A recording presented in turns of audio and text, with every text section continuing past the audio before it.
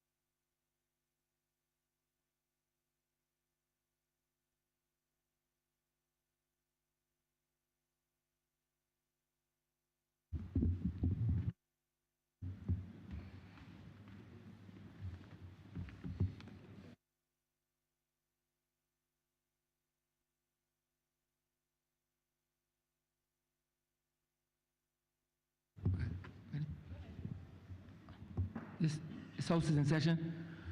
Let us stand in 1 minute silence observation to pay tribute to the passing of the mother of the former Prime Minister, Mr. David Thompson.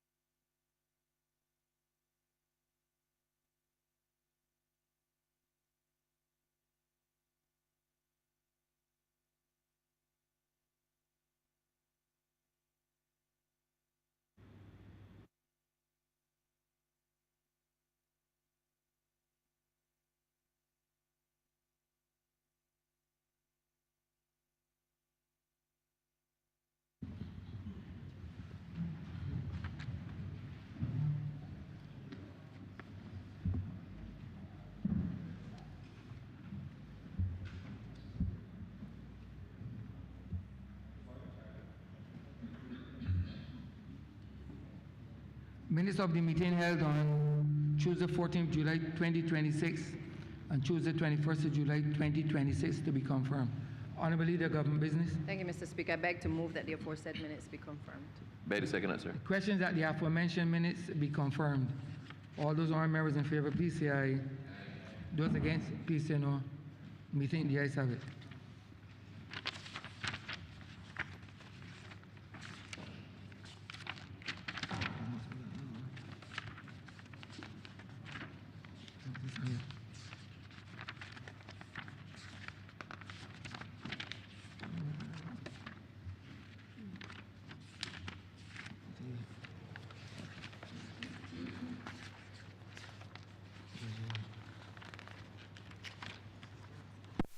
Announcements, Mayor.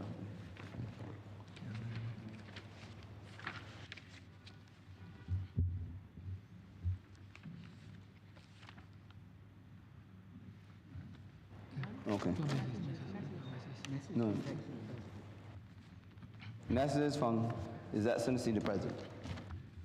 I'm in receipt of a message from His Excellency the President to the Honourable the House of Assembly. His Excellency the President wishes to inform the Honourable the House of Assembly of the death of the Right Excellent Sir Geoffrey St. Auburn Sobers, OCC, National Hero of Barbados, on Friday, 17th July 2026. Signed, President.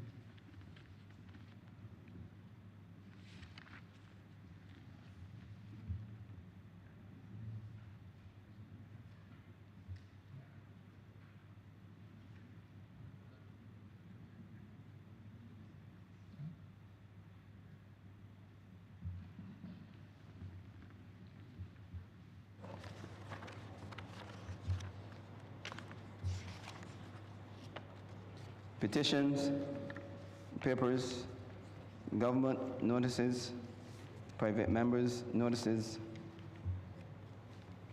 notices of questions, reports from select committees,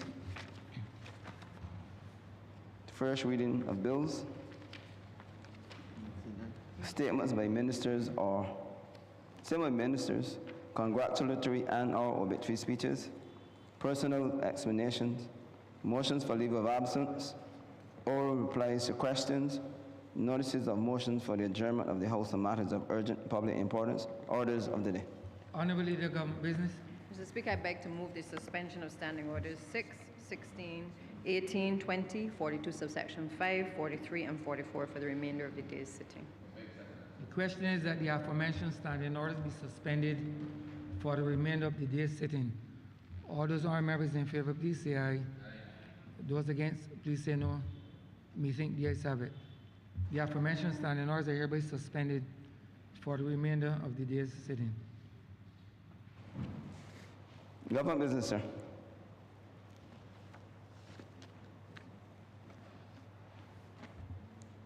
Government business is the order of the day. Before we commence government business, I want to thank and congratulate the Office of the Clerk, Deputy Clerk, and the Marshals in the seamless transition from yesterday for the House to be back in the normal position to work from today, as though nothing really, thing is back in same shape as it should be.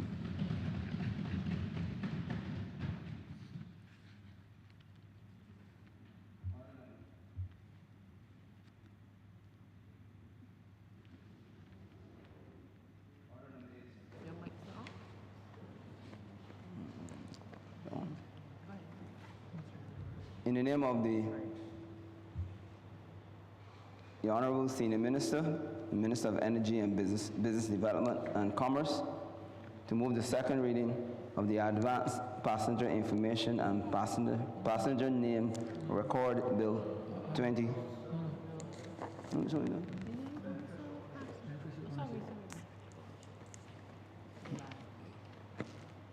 Order number 9, sir.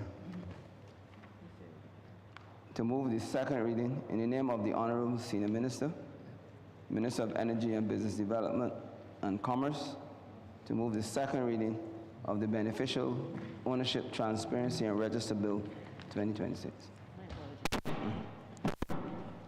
Honourable Member St. James Central. Morning, Mr. Speaker, and I take the opportunity to begin this debate by acknowledging the fact that it can, in all honesty, Mr. Speaker, be a subject area which is not only extremely technical, but perhaps very difficult for those who do not follow it closely or have a specific interest to be able to easily relate to. And therefore, for the purposes of perhaps more adequately piloting this piece of legislation, sir, I would try to break it down as best as is humanly possible. But suffice to say that, Mr. Speaker, sir, though complex and perhaps difficult to follow, it is a matter that touches the heart of every single Barbadian who is doing business in this country.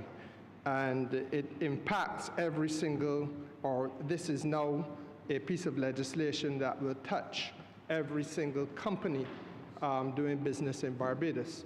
Many times, Mr. Speaker, under the old international business regime, when we spoke to these matters of transparency and facilitation and economic substance, and we've gone through a raft of them, sir, we were talking about large corporations, largely foreign investors, and related types of businesses. And so, Mr. Speaker, it may not have been something that very directly impacted your constituents and mine. But we've come to a point in time now, sir, where that is no longer the case. And so what we're proposing to do today, sir, is a significant enhancement of the beneficial ownership regime in Barbados, the beneficial ownership framework, in order to ensure that Barbados has continued compliance with evolving international standards of doing business and especially with respect to anti-money laundering related issues, counter-terrorist financing, and proliferation of weapons of mass destruction and the like. So that, Mr. Speaker, perhaps a good place to begin is with an understanding really of what it is that we're talking about when we are talking about beneficial ownership. Because there have been, sir, through the passage of time, as I just indicated, a number of pieces of legislation which have come to this place that have quietly raised the issue of the beneficial owners behind businesses. And those work streams, sir, would have been areas which involve the collection and maintenance and verification of critical information related to the people who are doing business in Barbados. The departments of government involved in that would be, for argument's sake, the Barbados Revenue Authority, the Business Compliance Division of the ministry that I have the honor to lead. And Mr. Speaker, sir, with respect to how they function, for example, the economic substance legislation would have required us to know who were the beneficiaries or the beneficial owners behind a business, so that if there is a foreign authority that wants to access information about that business and its performance or whatever, we are able at the Barbados Corporate Registry to share that information with that foreign, legitimate foreign authority. And equally, Mr. Speaker, sir, there are those people who, for whatever reason, may wish to be able to get a foreign currency permit. And that, of course, is a special application which exempts you from the restrictions that the rest of us ordinary people have with regard to holding certain amounts of foreign currency. And in order to do that, you have to satisfy the Central Bank of Barbados about the beneficial ownership structure behind your business. So that there have been times when we have had to treat to this matter of beneficial ownership. But Mr. Speaker, sir, we are now coming to a point where we have to be a lot more substantive and perhaps, sir, a lot more technical. The beneficial ownership, in essence, is really that living, breathing, flesh and blood human being who is the ultimate owner of a business. In other words, that individual who stands sometimes in the shadows, but is the person who actually exercises substantive control over the business. So it is not a matter of what is the name on the letterhead or what is the name of the company, but it is really, sir, a question of who is behind the company. And there are many, perhaps let's just try to make it simple. In ordinary day-to-day existence, Mr. A. Holder may be the owner, sir, of a business which is a hardware, and therefore it is easy to recognize that Mr. A. Holder is the beneficial owner. And then you may have, sir, a different structure in which there is a Mr. P. Eastman and a Mr. A. Holder who together have a plumbing service or a variety store, and they are the beneficial owners of that. But, sir, life is not always that straightforward. And the truth of the matter is that we are coming to a point in time where we have to deal with those complexities now more directly. So you will recall, sir, that when you would have been at law school, there would have been a case called Salomon and Salomon, which indicated that there is a legal personality given to a company. And so a company is a legal entity in and of itself, capable of contracting as an ordinary human being would contract. But, sir, there comes a time when you have to make sure that the corporate structure is not being abused. And so, again, in accordance with the ancient Max principles in Solomon and Solomon, sir, you have to lift the corporate veil in order to look behind that corporate facade to see who are the real beneficial owners. And sometimes, Mr. Speaker, sir, especially in the complexities of the modern world, looking at and finding the beneficial owner or identifying the director is not satisfactory. Let me rephrase that. Looking to find the director is not satisfactory. Sometimes you have then to go behind the layers which include the directorship, sir, in order to access information about who is the beneficial owner. There was a time when we had an honorable member in this house who used to enjoy Shakespeare. And were the people of Barbados minded to have returned him here, I would have used an analogy, which I perhaps could still use, sir, because I'm sure you will appreciate it, that yes, in their wisdom, they chose not to, in their wisdom, I take the point. But Mr. Speaker, sir, Lady Macbeth says in that particular play, Macbeth, that she wants her husband to put on the image of the flower, while beneath that image, he must be the serpent. And Mr. Speaker, that is really the reality of what this world is about.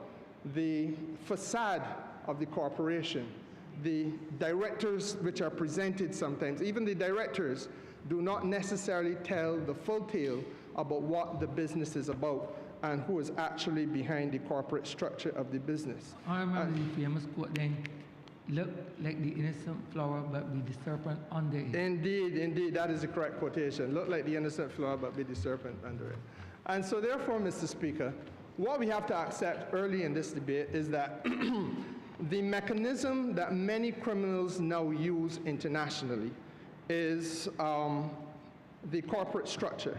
And that is the way in which they hide the illicit fruits of their enterprise. They use companies, and the arrangements can be very complex.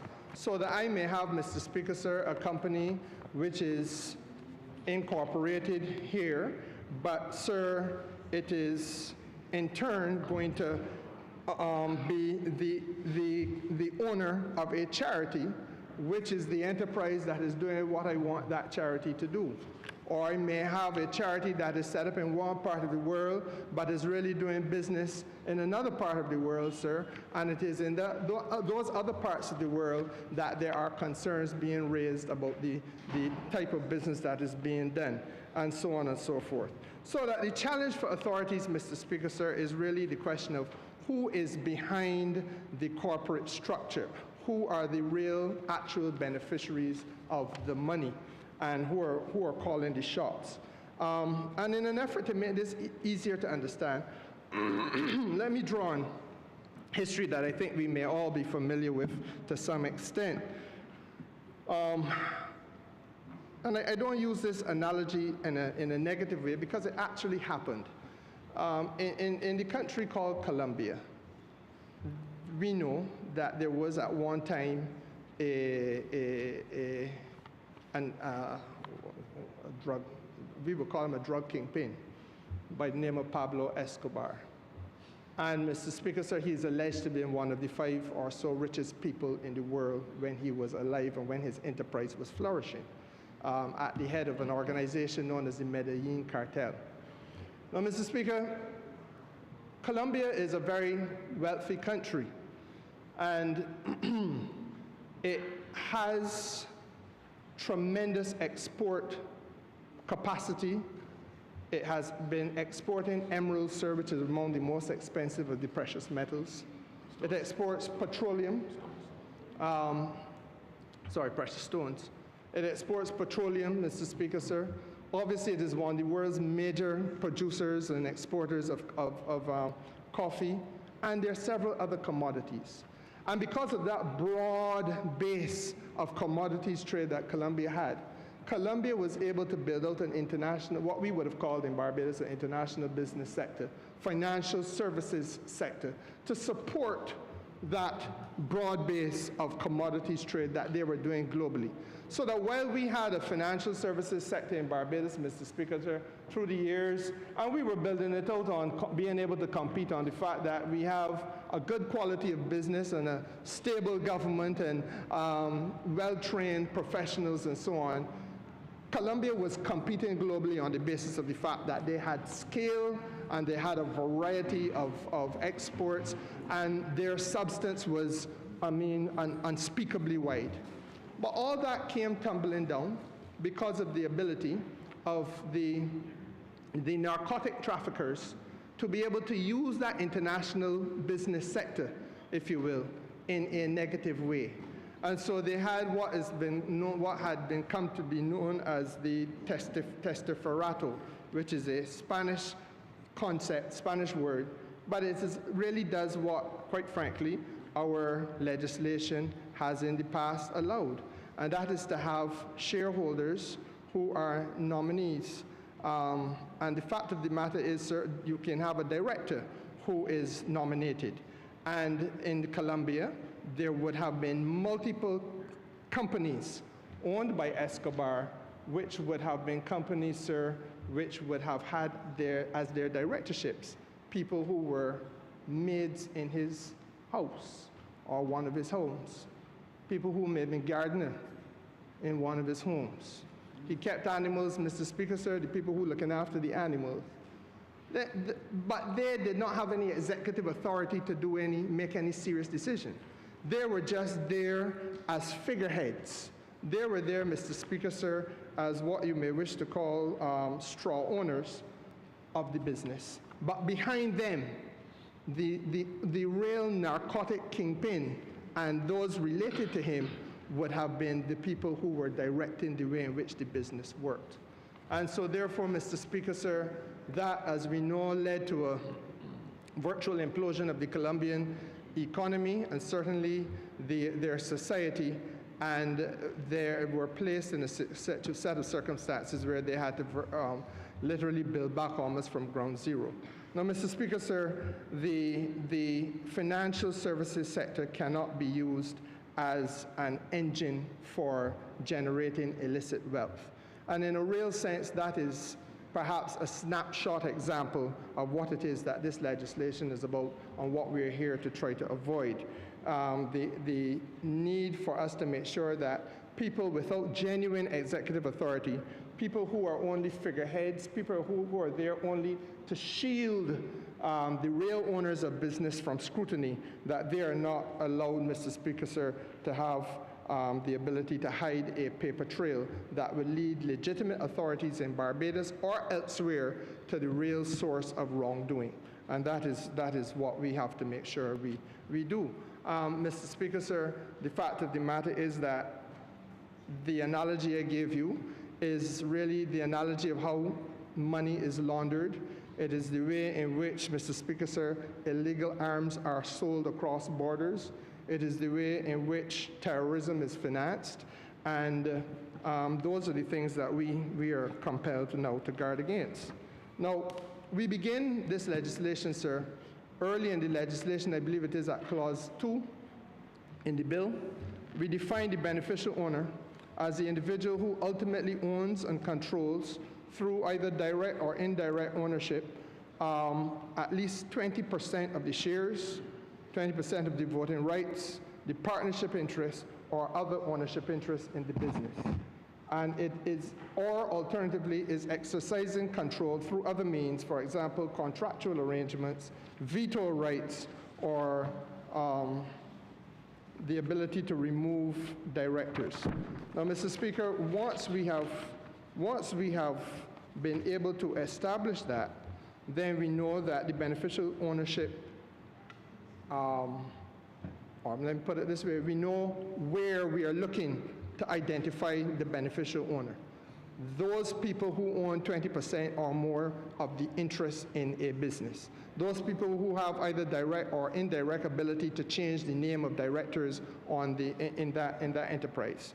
And then we go, Mr. Speaker, sir, later on in the bill to have a requirement that that beneficial ownership information be provided, and that is not just name, address, date of birth, and nationality, but the nature and the extent of your ownership interests, the mechanism via which that interest is exercised. For example, if it is exercised through your voting rights or the amount of shares you have in the business, or whether there is any contractual arrangement that exists so as to enable you to be able to exercise that beneficial interest. So that there is now, Mr. Speaker, sir, a point at which we have come to in this life where there is a duty to disclose everything about the business.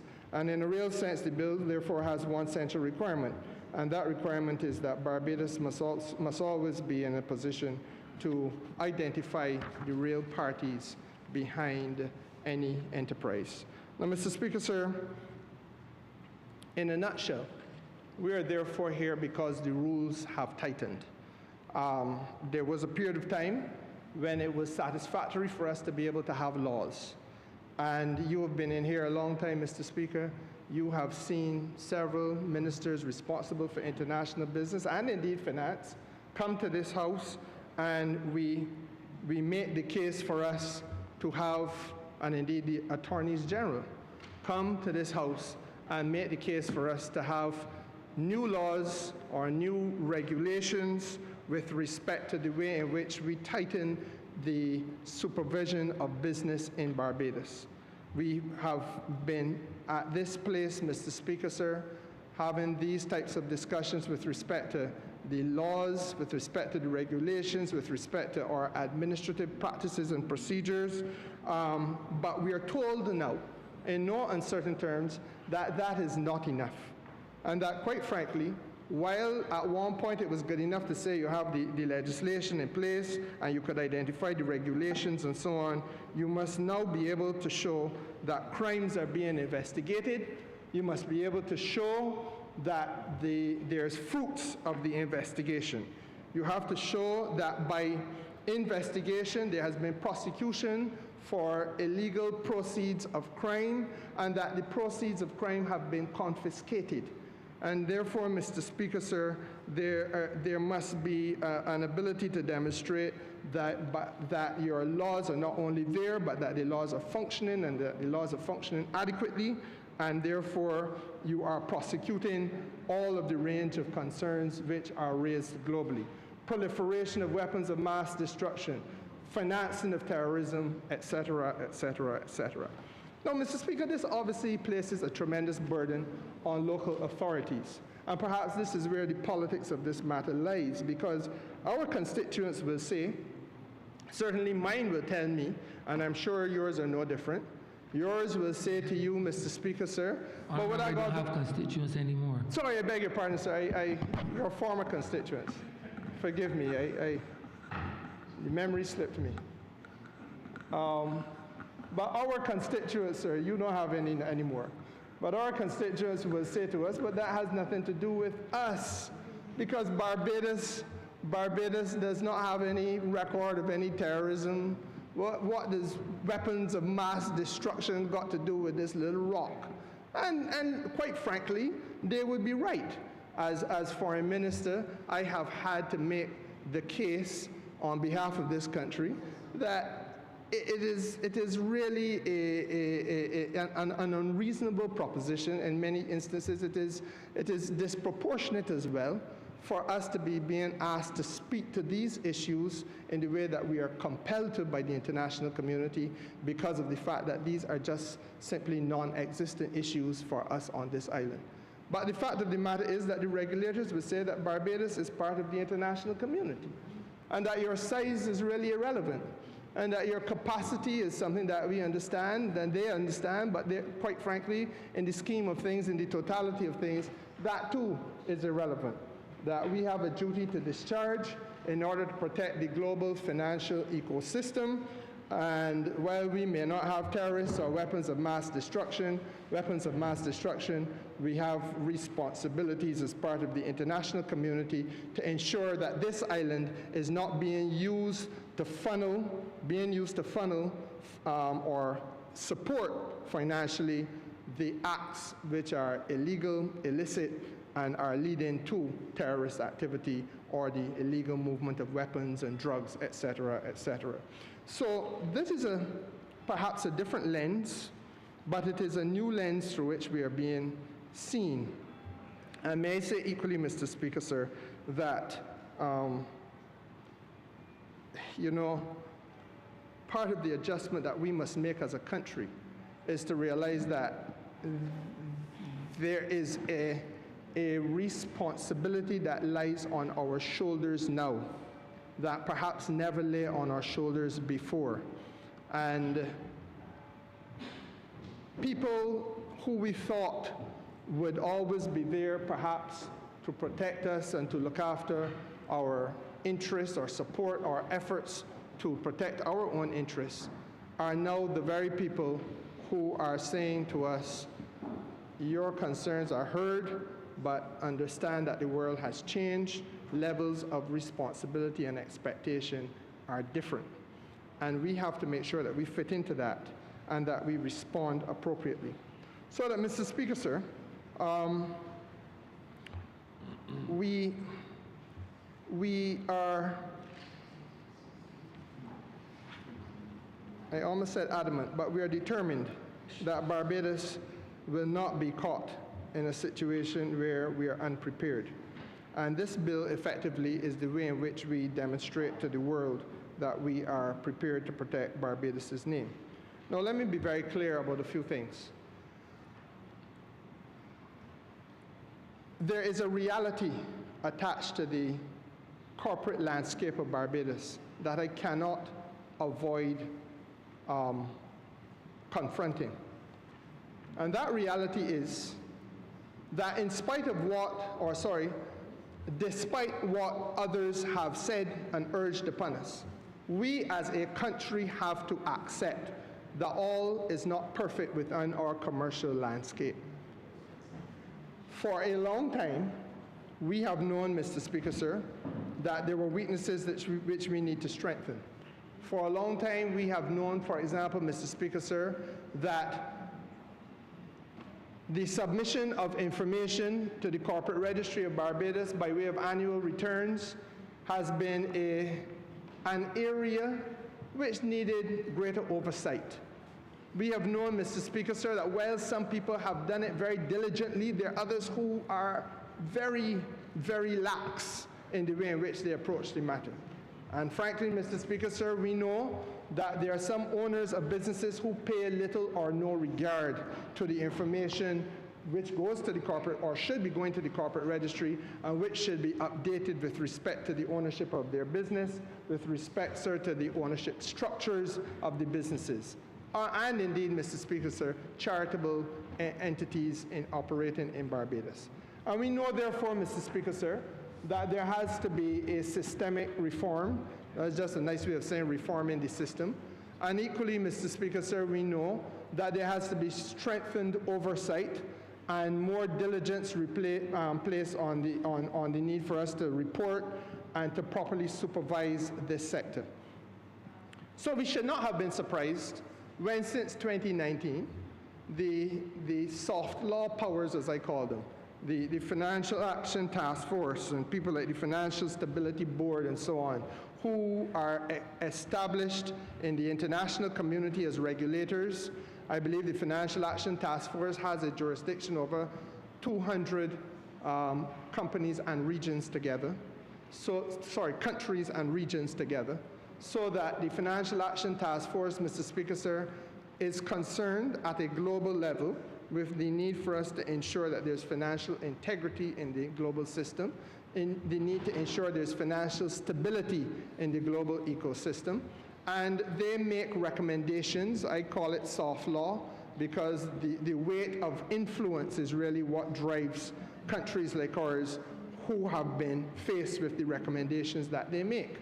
And the recommendations that they made and have made since 2019 and again in 2022, and even before, Mr. Speaker, have been recommendations which Barbados tries to take seriously. Our challenge throughout the years has been in all administrations. I remember sitting on that side of the House when the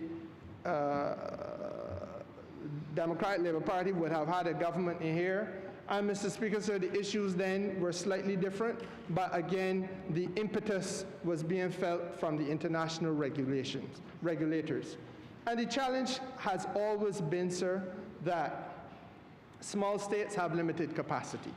And things that we perhaps might wish to prioritize in order to ensure that poor people got good housing, in order to ensure, Mr. Speaker, sir, that our children and and their parents are able to get from point A to B in terms of public transportation, making sure, Mr. Speaker, sir, that the quality of education is sound. All of those core developmental issues are then pushed to some extent one side because you have to make provision, time, and space for a debate like this, and for legislation like this, which I'm piloting today, and for issues, sir, such as this, to be able to be taking up the time and the attention of the most senior public officers in Barbados, whether they're in my ministry or in the office of the Attorney General or in the office of the Minister of Finance or wheresoever else. And so, Mr. Speaker, sir, those are some of the challenges that we contend with as a small developing economy. But the reality is that we cannot escape the fact that there are some legitimate observations which have been made by the Financial Action Task Force. And what they do as regulators is not just to make the observation which they have made, but then they come to you and they say that they're going to give you a period of time within which we expect that you will have some legislative reform and that you will do those things that are recommended so as to have a revised structure to the way in which you manage your corporate affairs in the country, to make them more transparent, make them more accountable, and make them more compliant with international best practices. I say it again, make them more compliant with international best practices. And that if you do not do that, then there will have to be consequences which nudge you or push you in the direction that they want you to go in. So, Mr. Speaker, sir, the reality is that you cannot forever stand and complain that the international community is pressuring you when you know in and of yourself that really and truly this country does have some issues that we have had to contend with in the past. And frankly speaking, in spite of all the good work that we have done in the international business sector across administrations, and I deliberately try not to be partisan political in this matter, because every administration has had to be responsive to these types of issues. The fact of the matter is, Mr. Speaker, sir, we know that we have to be more diligent. There is nobody who is doing business with the corporate registry who can say satisfactorily that there is not need for there to be enhanced supervision, that there needs to be better enforcement. There is nobody who understands the business landscape in Barbados who is going to ask you to believe for a minute, Mr. Speaker, that every owner of a business in Barbados is compliant with the requirements of providing information to the corporate registry in a timely or adequate way. And we have to get there. And that means, therefore, sir, that government must do that which I am now doing, and be able to not only shape the legislation and bring it to the Parliament, but also invite corporate Barbados to work more closely with us in the spirit of responsibility and accountability. Because it isn't about one business or a few businesses within the country, it is about the reputational damage that can be done to the island and the jurisdiction called Barbados as a whole. And so, Mr. Speaker, sir, above and beyond the advice issued by the 2019 Global Forum of the Financial Action Task Force, which, as I said, they themselves have assessed and recognized that there are some weaknesses that we have to confront, then, Mr. Speaker, we also have to recognize that on the ground in Barbados, there are things that we must do and could have done and must do of our own volition. And we have about 30,000 registered companies in Barbados. I'm not going to give a headline for tomorrow's news by saying how many of them may not be compliant with all the requirements that are expected, because I know that is where some people will want to go. But that's not what the message is about. The message is that of the 30,000, we have too many that may not be properly compliant, and therefore we want to have that situation rectified in order to ensure that as a jurisdiction, this country can pass muster. It is not adequate to say that you've got some that are doing extremely well in terms of their reporting, etc., and then there are others that do not, and you don't worry about them, because we have to have almost like a rising tide that lifts all ships together. And, Mr. Speaker, sir, that is really where we're going with this legislation. Now, it stands to reason that because for the first time this legislation is taking us out of the traditional big business kind of scenario, and it is now speaking across the board to all businesses in Barbados, that we have to realize that there are some businesses which are obviously smaller, obviously less well-staffed, less well-resourced, and therefore will be more challenged in meeting some of the obligations that will have to be met. And I will come to that. But before I go there, I also want to confront directly the instinct which tends to operate in Barbados, where we say, Kadir, poor fella, let's not have the legislation impact on him because he's a small man or he is whatever other type of man. Let the legislation only speak to certain other people. And the truth of the matter is, Mr. Speaker, sir, we know that outside of that instinct, there is a hard, cold reality that confronts the honourable member for the city, that confronts the honourable member for Christchurch East on a day-by-day basis. And that is that there are, in fact, businesses in Barbados which are run by quote-unquote small men in Barbados that have demonstrated that there are issues with respect to their operation that cause concern both domestically and in the context of what international requirements are.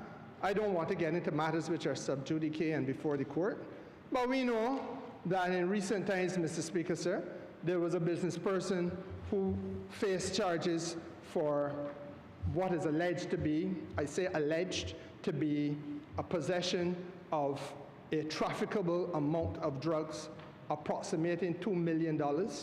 And therefore, Mr. Speaker, sir, those are issues which raise a red flag of concern. And equally, Mr. Speaker, sir, we knew at the start of this year, again, there was a drug haul off the coast of Barbados that was valued around $33 million. Issues that raise a red flag of concern. And the fact of the matter is there are several more. So we cannot be mealy-mouthed about this issue.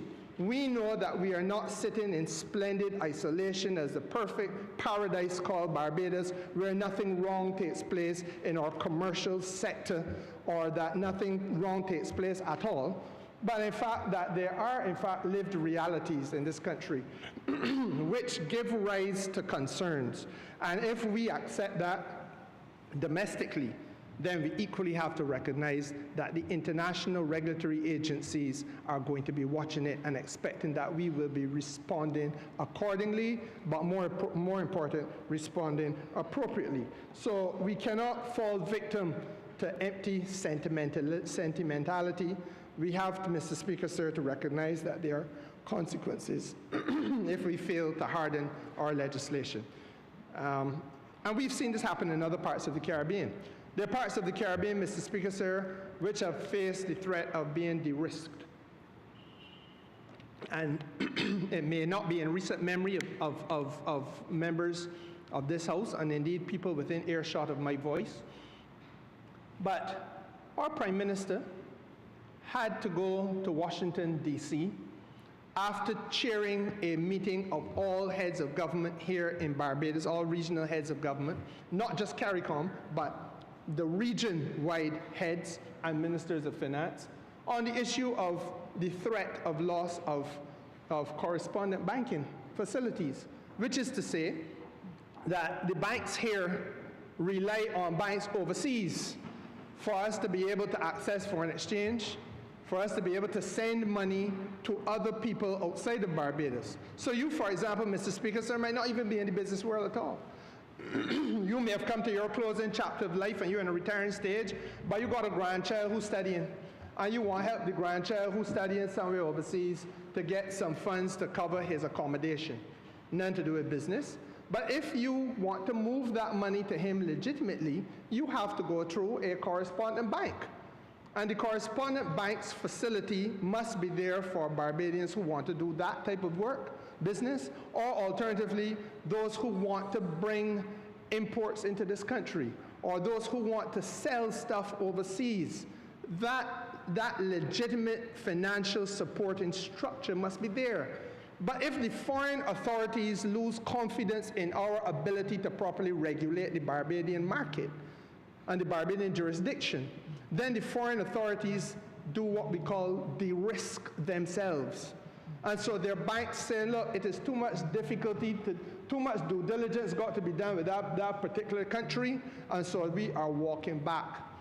And therefore the services rendered by the banks when we want to do business overseas are cut.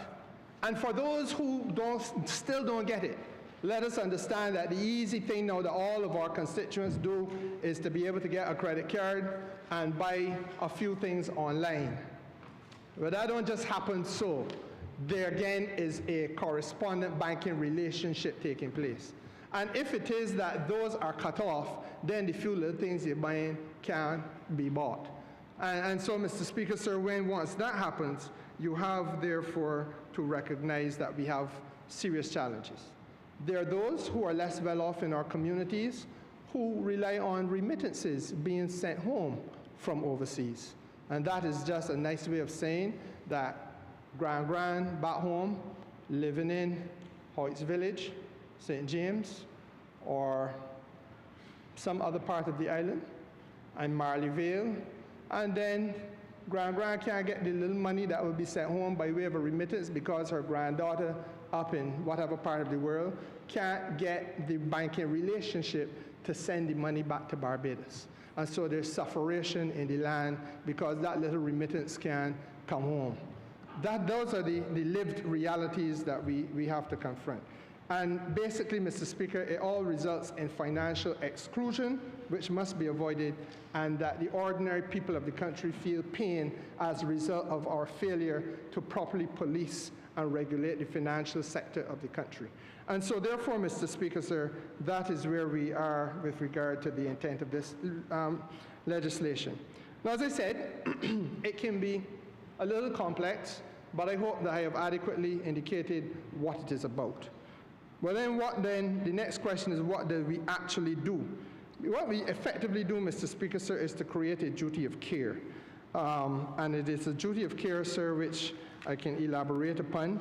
At clause 13 of the bill, there is a provision which requires that a legal person, which would be the company itself, or a corporate trust service provider. And you may ask, well, what is a corporate trust service provider?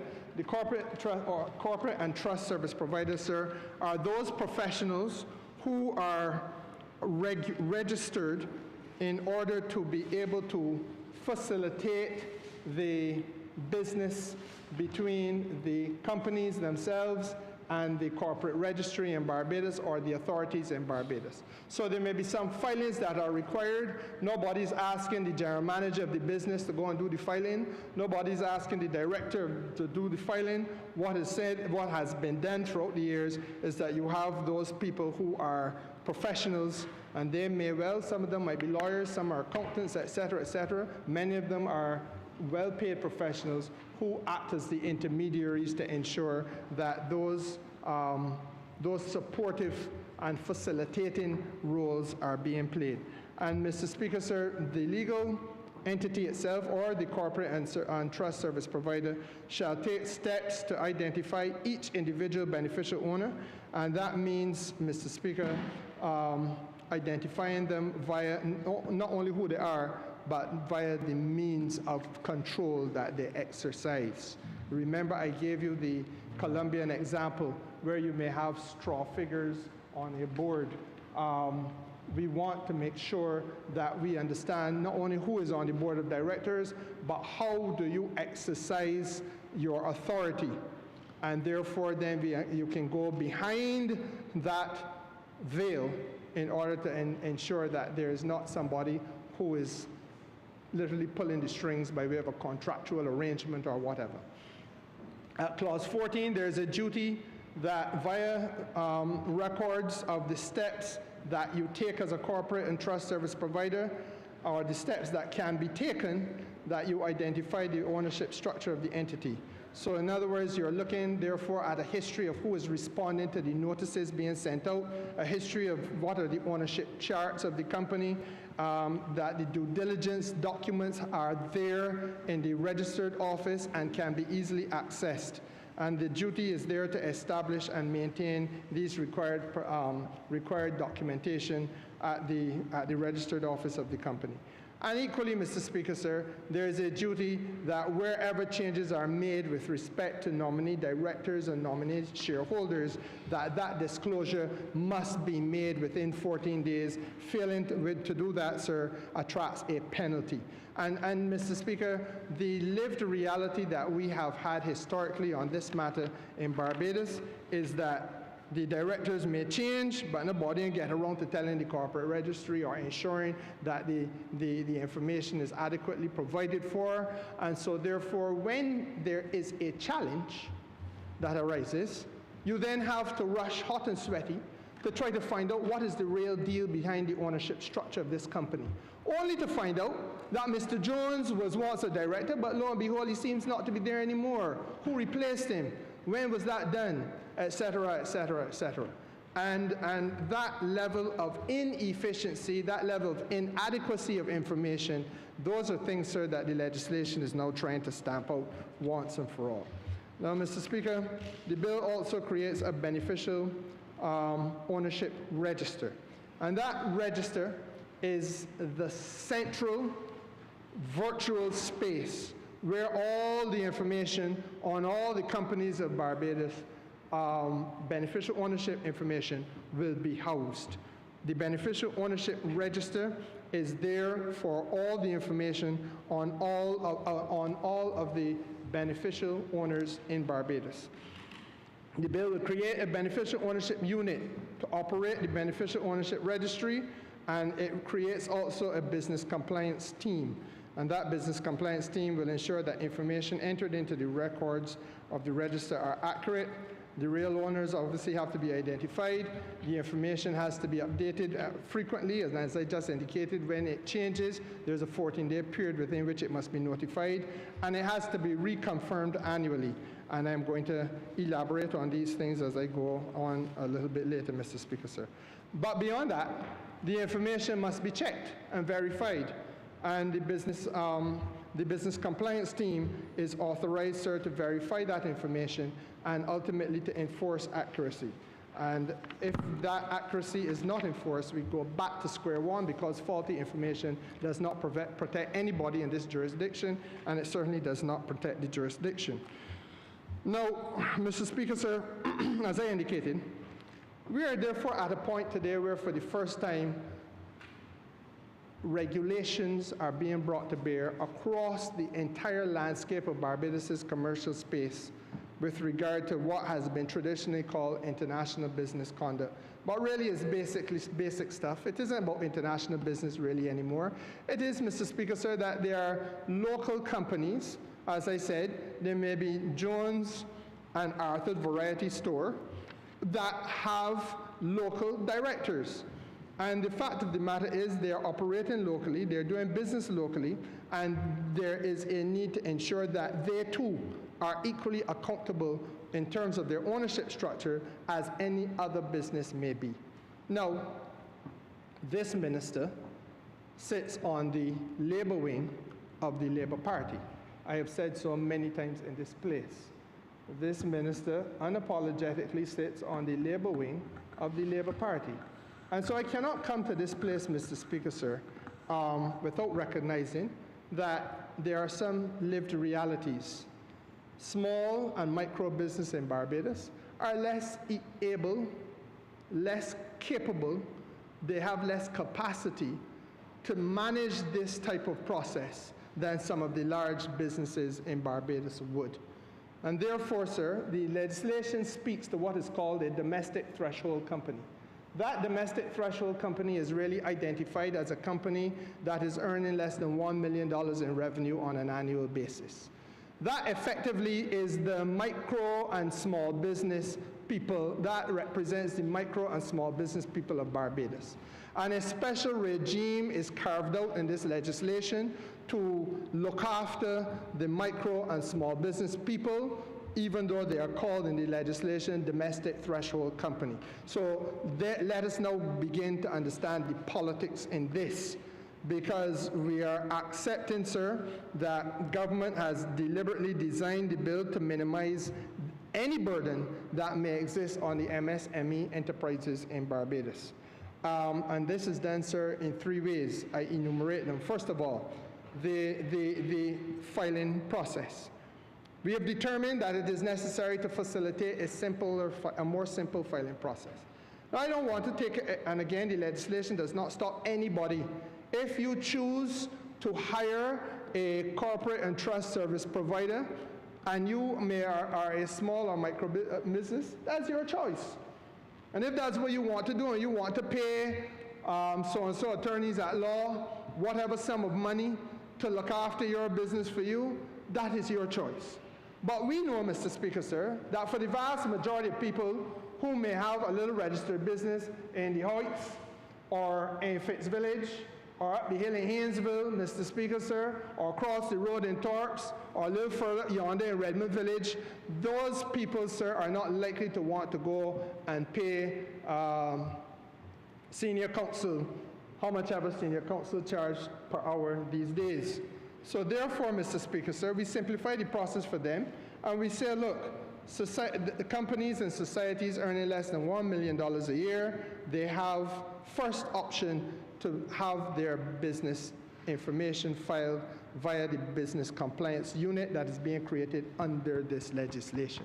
We are not doing as others have done around the world, where we just pass the legislation and simply say fit in or face the consequences. We have deliberately carved out a special provision that enables and facilitates our small and micro business people to be able then, sir, to become compliant. Their role, therefore, sir, is to go to the business compliance unit, which will guide them, which will hold clinics for them, which will receive their information on beneficial ownership, which will vet the information on beneficial ownership, which will correct where it needs to be corrected, and let them go back, Mr. Speaker, sir, so that they have the accurate information filed in the beneficial ownership registry.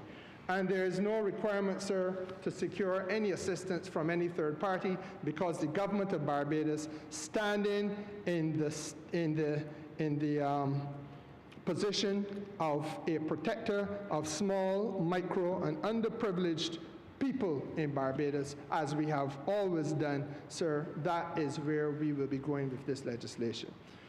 The other option, the other approach, which is significant, sir, is that the fee structure has been, again, designed to ensure that small and micro businesses pay less money with regard to the filing fee obligation, because there's a need to update your beneficial ownership information every year. And we're saying to you, you must update your beneficial ownership information. In the past, when this type of information has not been updated, when it is inaccurate, when for whatever reason the flaws are there have been consequences to the reputation of the jurisdiction. But we are saying equally that if you must now do it, not only we can help you do it, but that you're going to be doing it for a filing fee that is lower than other businesses. And equally, Mr. Speaker, sir, we're removing the paperwork requirements of an annual return, because the truth is that the annual returns that companies were filing, or in some cases supposed to file, have not really been adequate. The simplified confirmation of ownership replaces that, and the bill now requires that you file, maintain, validate, and actively review beneficial ownership information on your control structure on an annual basis, and that is a more useful mechanism. Once we are able to, once it is enforced, then it becomes a far more useful mechanism defending not only the enterprise, but also those people who are in authority that have required this information to be available. Now, naturally, Mr. Speaker, as I indicated at the meeting of the parliamentary group yesterday evening, matters of this nature also give rise to another concern, and that is the concern of privacy. Because, let us face facts, I don't think, Mr. Speaker, sir, that as humble a man as you are, and as much a man of the people as you are, you don't necessarily want the whole world to know what you earn. And you would not be alone in that regard, because I think most people in Barbados, most people around the world prefer that their earnings, their salary, and their businesses' earnings is not something that is published. And quite frankly, or what you spend it on. Quite right, quite right. And frankly, Mr. Speaker, sir, the competitor of your business does not need to know what your business earns, because the competitor then will have a fairly good idea of how well you are performing. And a good competitor with that type of knowledge will know where to squeeze and apply pressure in order to get rid of you from the market so that he could be more dominant in the marketplace. But these are just the lived realities. So, Mr. Speaker, sir, the question of access to the information on beneficial ownership becomes a very important issue. No busybody can just walk in and seek it. No neighbor of yours can walk in and seek it. No competitor of yours can walk in and seek it. It is available, Mr. Speaker, sir, pursuant to the legislation.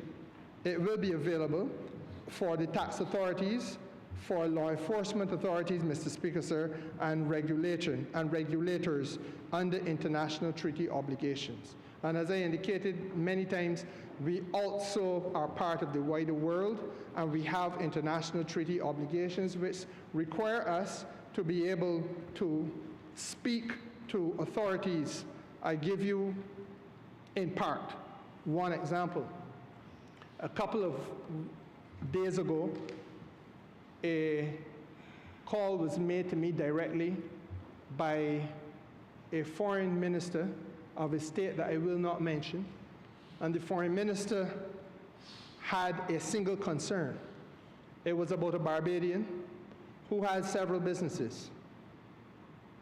But there is one particular business in a country that I will not mention that is causing concern to the government that that foreign minister represents because of the things that that business is suspected to be involved in. And so therefore what they wanted to be able to do is to be able to ensure that the businesses that they have in Barbados are not being used as a means of funneling illicit or illegal funds and getting around some of the international treaty obligations that that particular individual is going to have to be confronted with. And therefore, Mr. Speaker, sir, that is an example of the type of arrangement that must take place between states with rules of comity, where we collaborate with each other in order to protect the ecosystem financially in this world that we must all live in. And so once the court orders are made available, or once the necessary treaty is in place, or Mr. Speaker, sir, once the tax authorities have indicated that they have a specific interest, then the beneficial ownership information is shared. Outside of that, Mr. Speaker, sir, the beneficial ownership information is sacred and sacrosanct and is not there for anybody's private scrutiny. Now, Mr. Speaker, sir, obviously, as I indicated, counterpart regulators investigating financial crime can access the information, but equally subject to the safeguards. And that brings me then, sir, to the other aspect of the privacy interest. It is important that we do it this way because, as I told my colleagues yesterday afternoon, Mr. Speaker, sir, your wealth, or a person's wealth, not yours, a person's wealth, may well make that person a target. And we have seen in other parts of the world, and I gave an example earlier today of one country where there was a lot of that. And there are others in Latin America and in the Caribbean where families have been the victim of kidnappings, and where business operators, sir, have had certain types of criminal-based attention placed on them.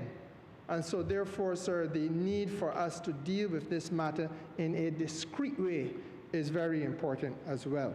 And so therefore, for those good reasons, the beneficial ownership register is kept private, but it complements the existing framework that already preserves and imposes certain regulatory and licensing requirements in Barbados.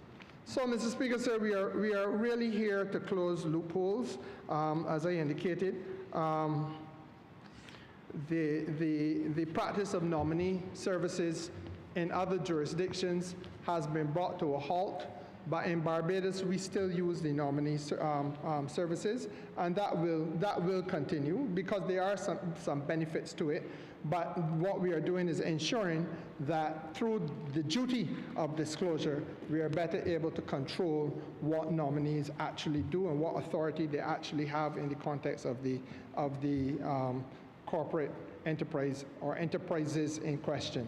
Now, it stands to reason, Mr. Speaker, sir, that there's an obvious exemption in all of this, because any business person, any director who is functioning in their own right, running a business based on their own investment, based on their own knowledge and expertise, Mr. Speaker, sir, there's no requirement, sir, for them to have any concern. The bill is targeting those people who serve as directors at the service of somebody else. And the penalties, Mr. Speaker, sir, are also outlined in the legislation. If one fails on the first occasion to fully cooperate with the requirements of the legislation, you face a $100,000 fine or 5 years in prison or both. And if there's a repeat to that, Mr. Speaker, sir, the number of years in prison increase, as indeed does the fine. Of course, as with any piece of legislation which is worth its salt, there have to be provisions for natural justice so that a man must be heard in his own cause before he's asked to face penalties for enforcement or penalties for non-compliance.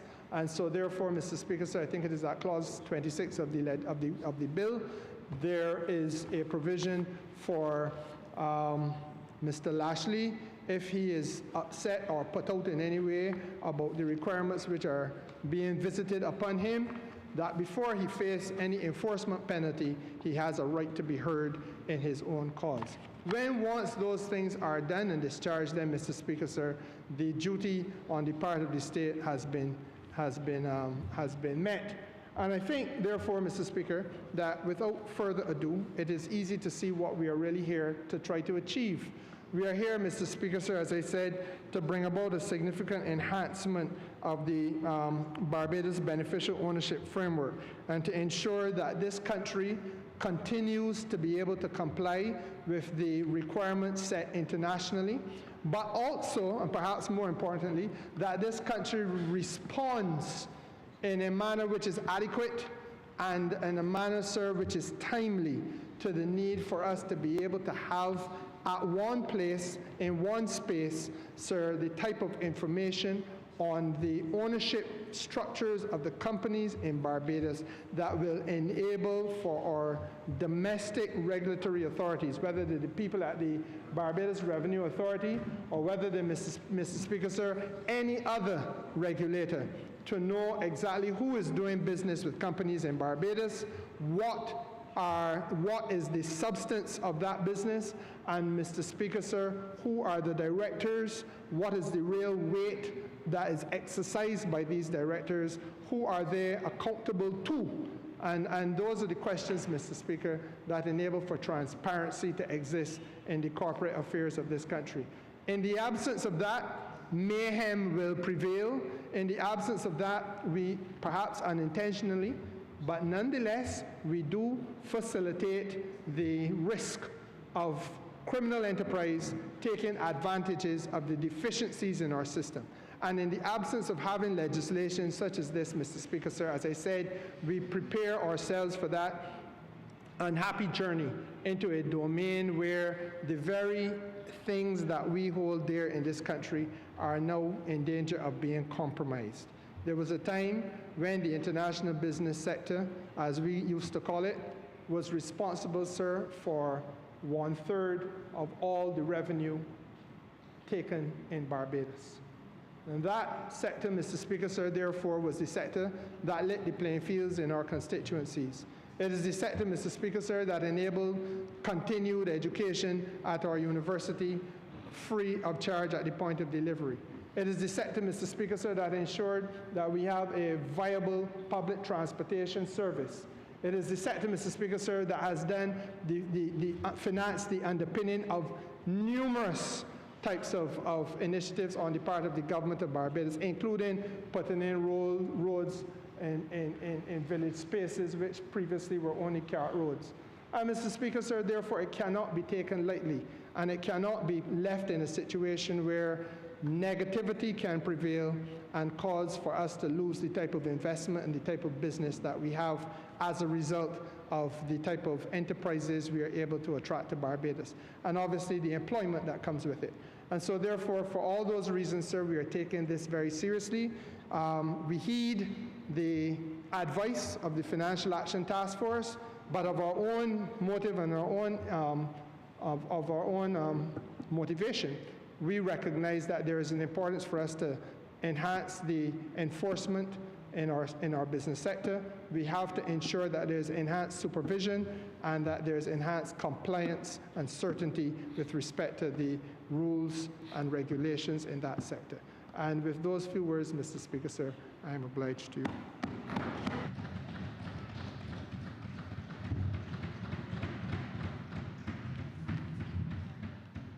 Honourable Member for St. Peter.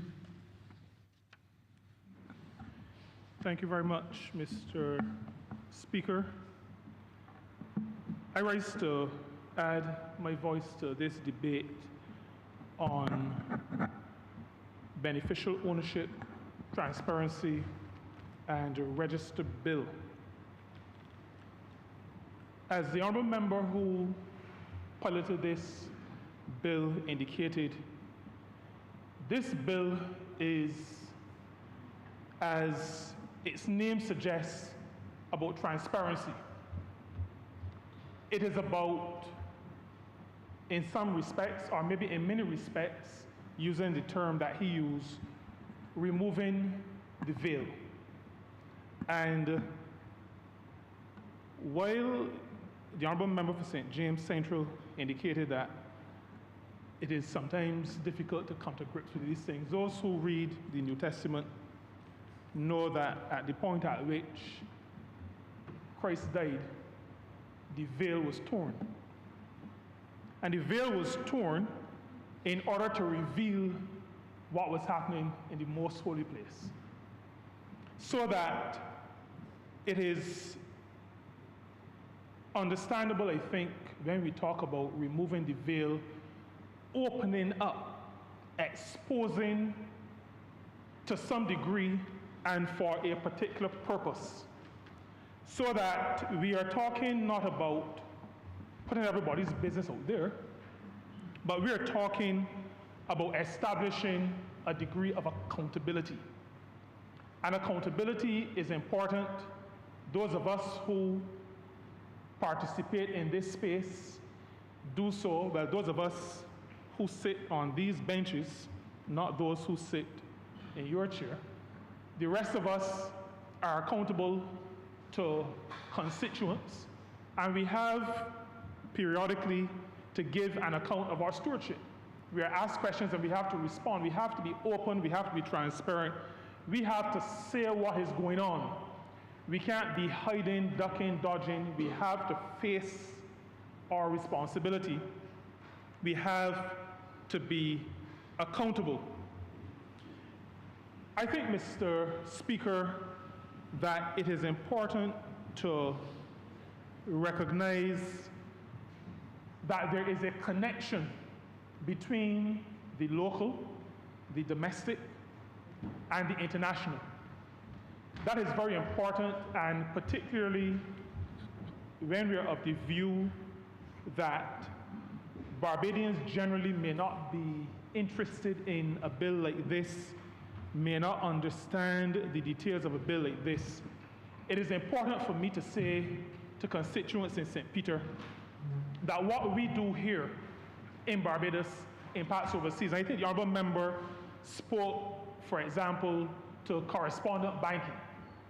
And that is an easy one to share, because lots of people who I know from when I was a little boy who went overseas, I've said on a number of occasions, we could tell who had family over and away because the church clothes were different, Mr. Speaker. They looked different, and you could tell that they were not bought from, I don't want to call any names, I almost said SY Cape Shepherd, but we could tell they came from overseas. We could tell they came from over and away. And people sent back items, but there were also people who sent back money, who transferred money. And it was not like nowadays where you could, people travel all the time and you can tell somebody, we'll carry back this 200 or this 300. People would have to send money through the system.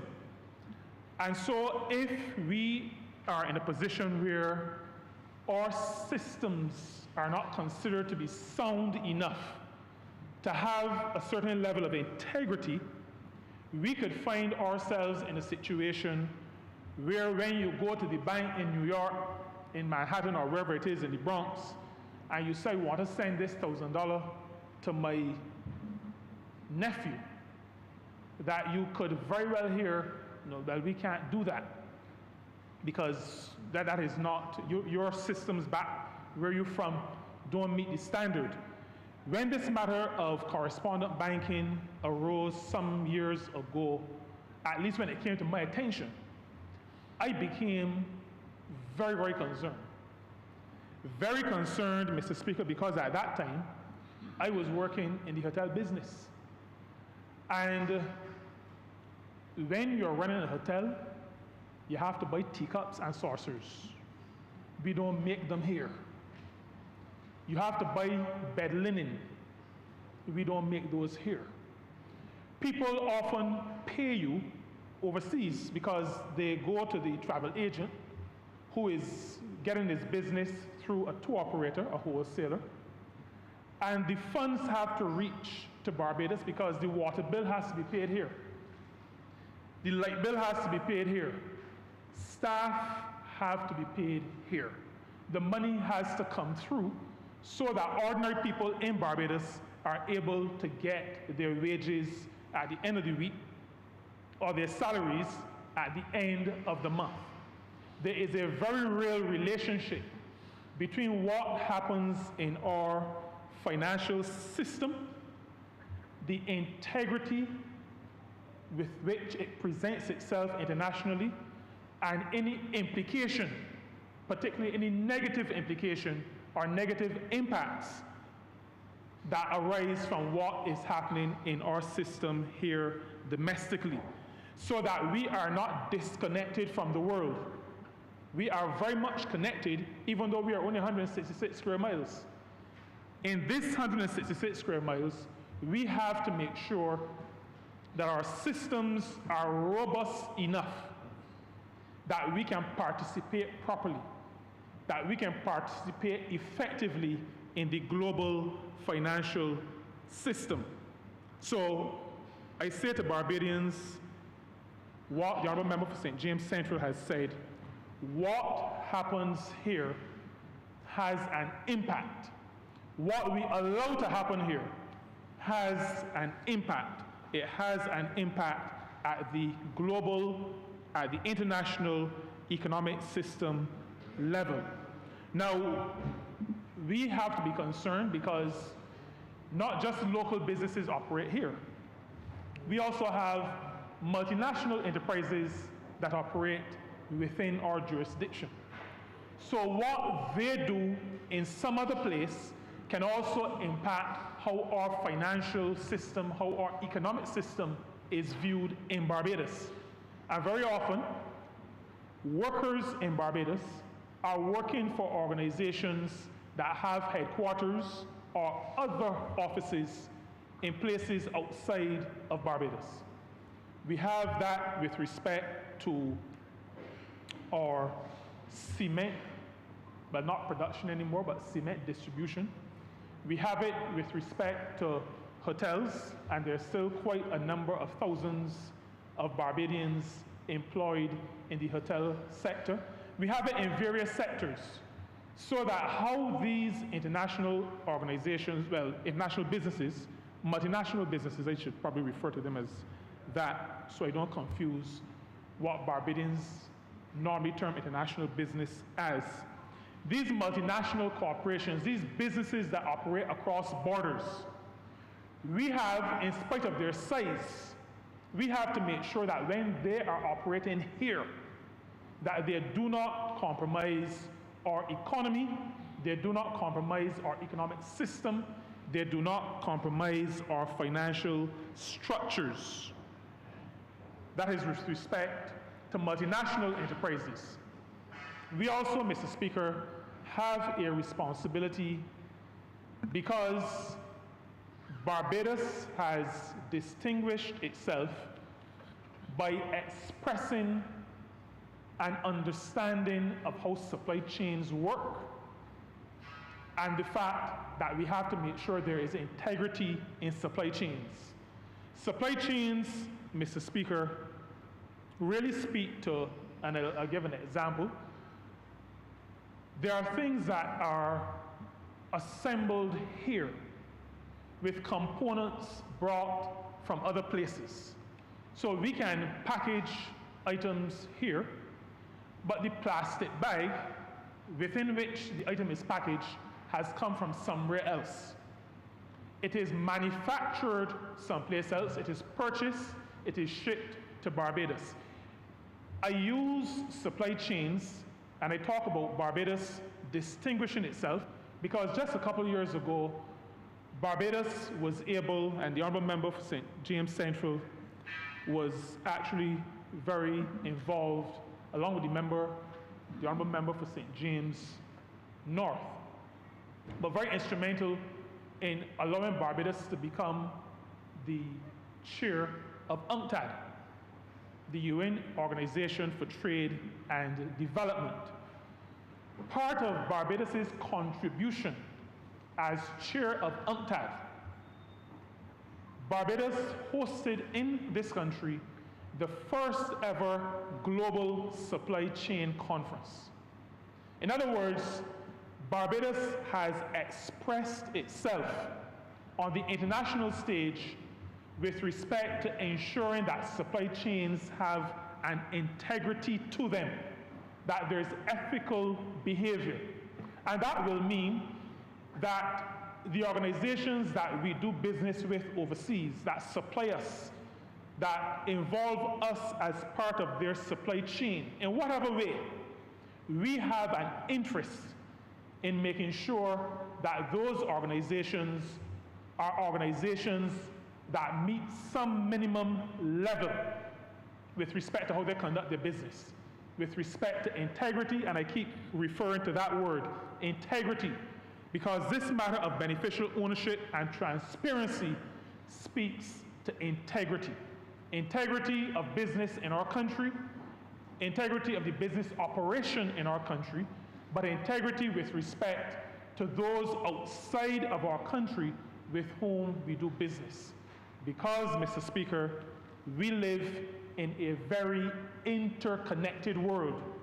Barbados is a rock in the Atlantic, but Barbados is not on its own. Barbados and all that we do here connects with everybody on the outside of us as well. And so, Mr. Speaker, there are two reasons why this bill, or I should say two fundamental reasons, why this bill, why this proposed legislation is important to us.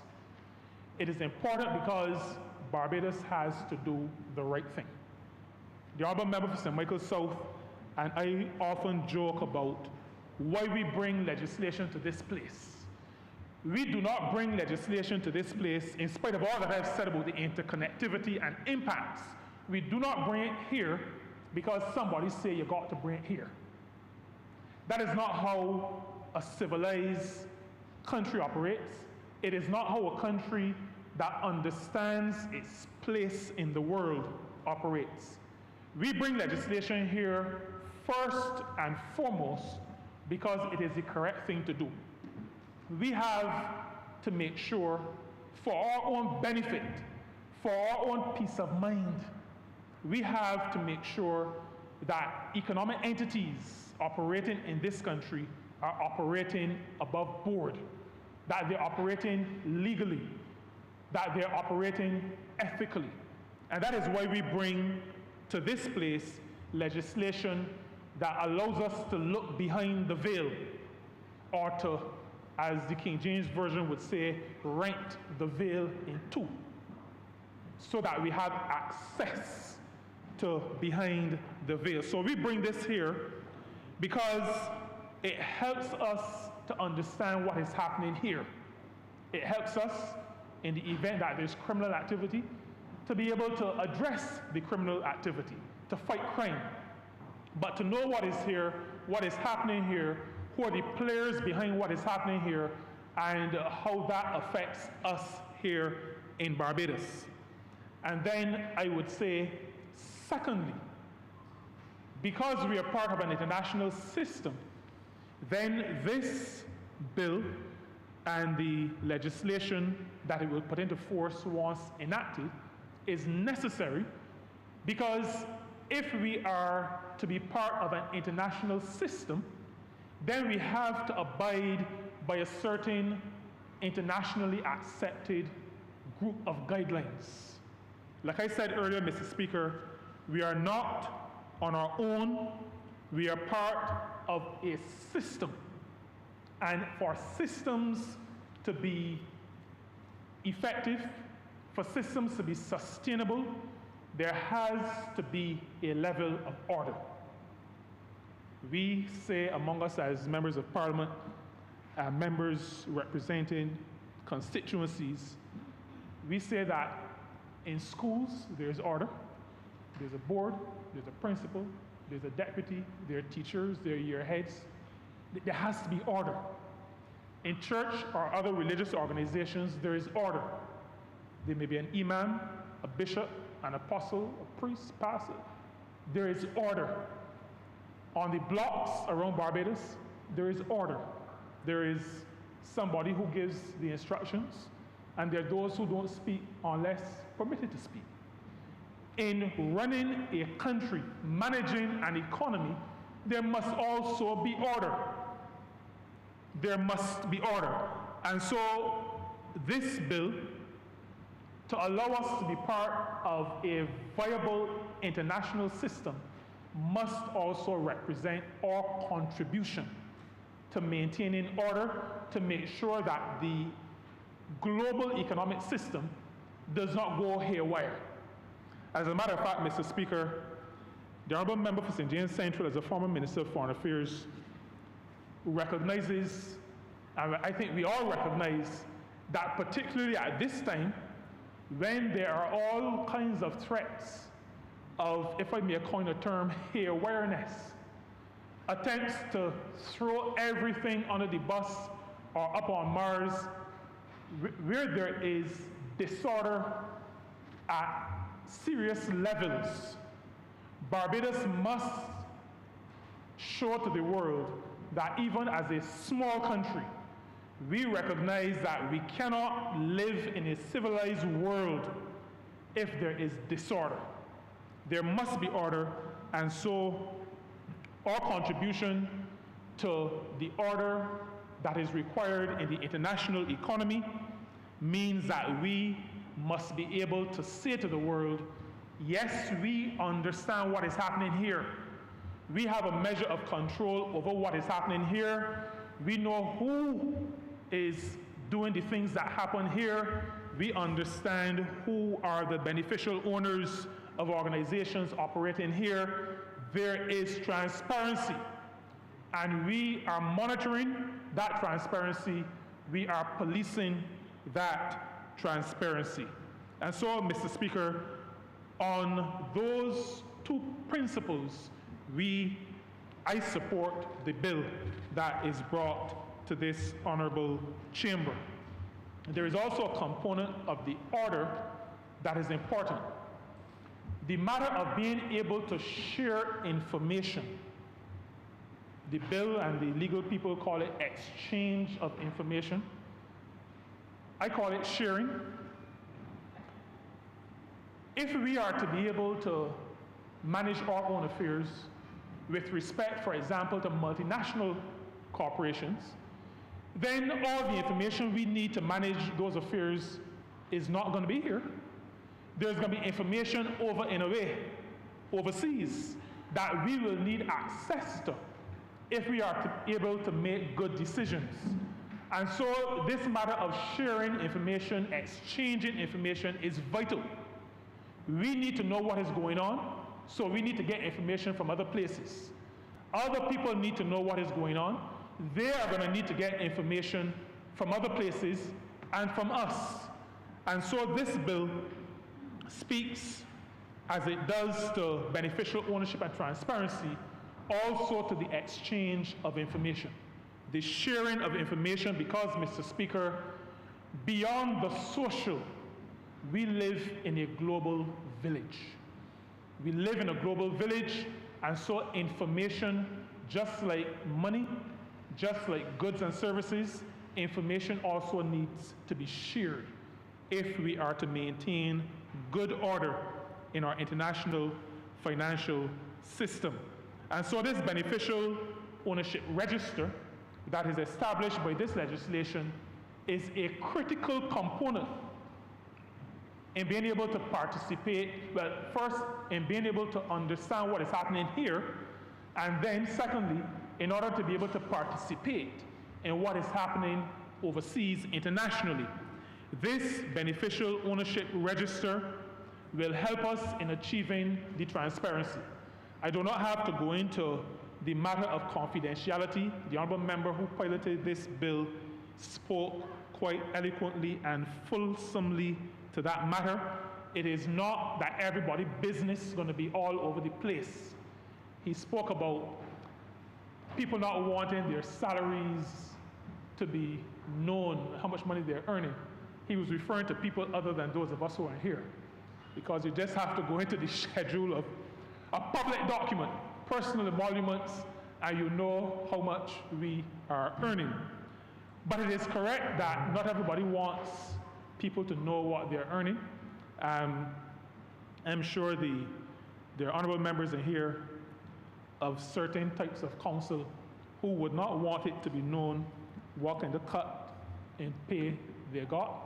And Mr. Speaker, I'm not referring to you. I'm referring to the one who suggested to you that I was referring to you.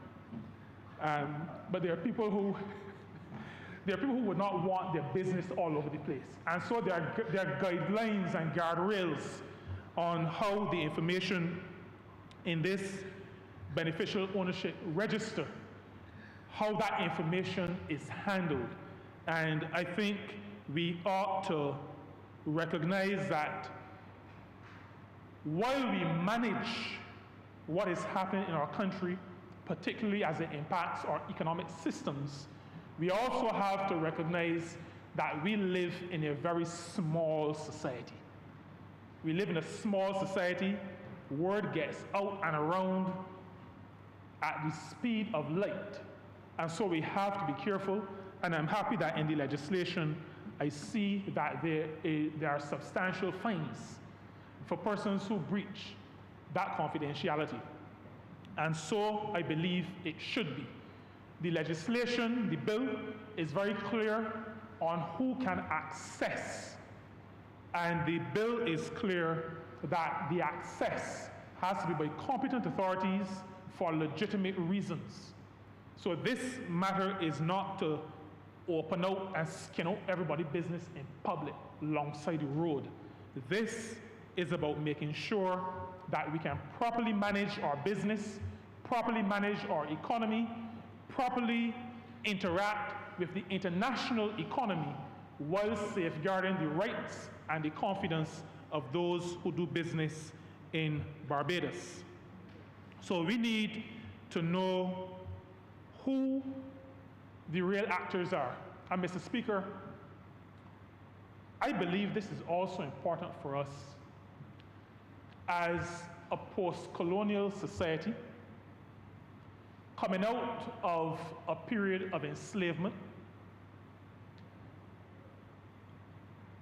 a society that has emerged with equal political rights, but, and I don't use that word very often, but with an inequity with respect to economic power in this country.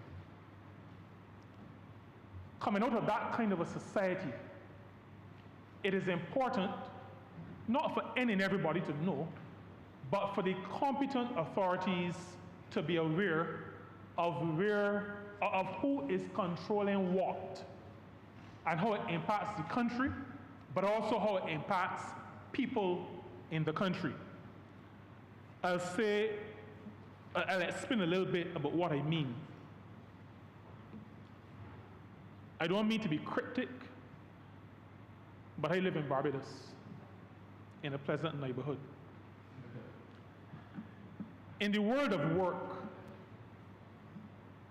sometimes workers do not really know who their employers are.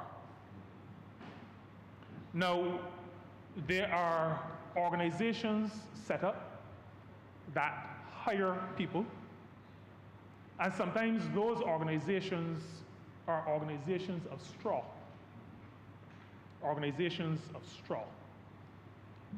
Set up to hire. No real assets, nothing to go after. Just last week, we addressed the matter of protection of wages. And that is why this bill is of some importance to me as the minister responsible for the welfare of workers in this country. While a worker does not have the right to go and look in the register, competent authorities, and I'm reading competent authorities and those who have jurisdiction to implement law or to regulate. I think that is off my screen, but I think those are the kinds of words that I saw. There are entities, state entities, that are charged with the responsibility of making sure that things go right for workers. Those organizations, and they include organizations like the Labor Department, they have jurisdiction over legislation in Barbados. It includes the National Insurance and Social Security Service. They have jurisdiction over certain matters that relate to workers in Barbados. And those organizations, those state entities with responsibility for regulating activity in this country must be able to know who is behind this operation, who is responsible either for the good or bad treatment being meted out to these people. Who is it that I'm supposed to talk to? That's the first stage. Who is it that I'm supposed to go after in terms of making sure that organizations do what organizations ought to do? It is not sufficient to say we go after directors. The Honourable Member for St. James Central was very clear that sometimes directors are figureheads, not the ones really calling the shots, the ones that have been put in place. Sometimes you can rent directors. There are certain jurisdictions where you have a corporate service company and their people act as directors. They're called the AGMs, but they're not the powers behind the throne. And I'm not referring to your throne, Mr. Speaker. I'm talking about out there. They're not the powers. They're not the ones exerting the real influence.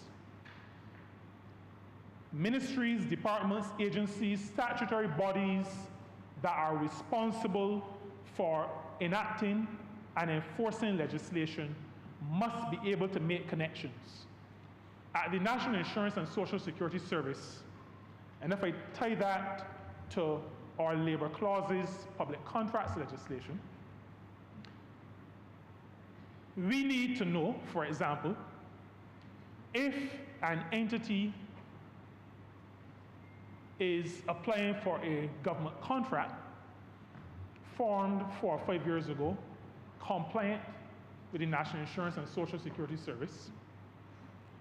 But there's another one who there is some whizzing about that owes the service, the national insurance scheme, $200,000 or $300,000, they can apply for the contract, but another entity owned by the same people apply. Now, Mr. Speaker, there's no way on God's green earth, and in some places now in Europe it is getting a little bit brown, but there's no way that that kind of bad behavior, that kind of nasty way of operating can be allowed to happen in a country like Barbados. And so that is why I say that from where I stand and from where I sit from time to time, there must be the provision for those with the statutory authority to be able to make certain linkages, or to determine, I should say, if there are certain connections. There must be that opportunity. We cannot allow people to do bad, set up something new, use the new thing. Or people who hire workers, then the workers out to sea, and when you thought that even, in spite of the fact that the letter says something, you know who you see every day. So you come to the Labor Department or you go to the Barbados Workers Union and you say, this body is my employer. You can't find the job letter. This body's my employer. Then you go and check and realize, but no, the person says, I don't have any employees. I don't have any employees. I may own the property. We need transparency.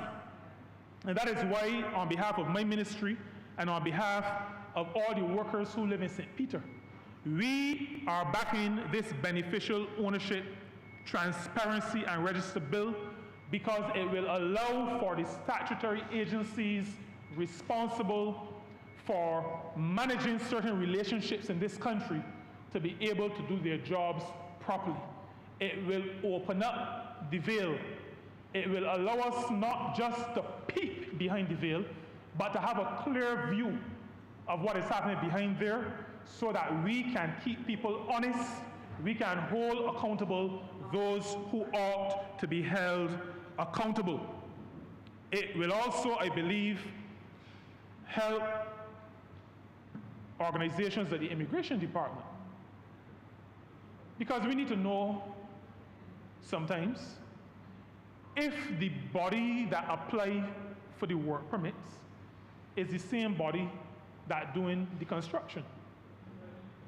Those are things that we need to know. Institutions at the Immigration Department, and I mention that not to take anything away from the Honourable Member for St. Thomas who may speak on that matter, but I share that only because it impacts workers. And anything that impacts workers, regardless of which ministry it is in, impacts me. And so we need to be able, the relevant organizations, entities, statutory entities, need to be able to understand relationships, to understand who is responsible for what. That adds, Mr. Speaker, to the same integrity in how we do our business, the same integrity with which we do our business with respect to worker relations as is necessary for the international financial system. So the international financial system is one element. It impacts us on the international level, but this bill also impacts ordinary people right across this country.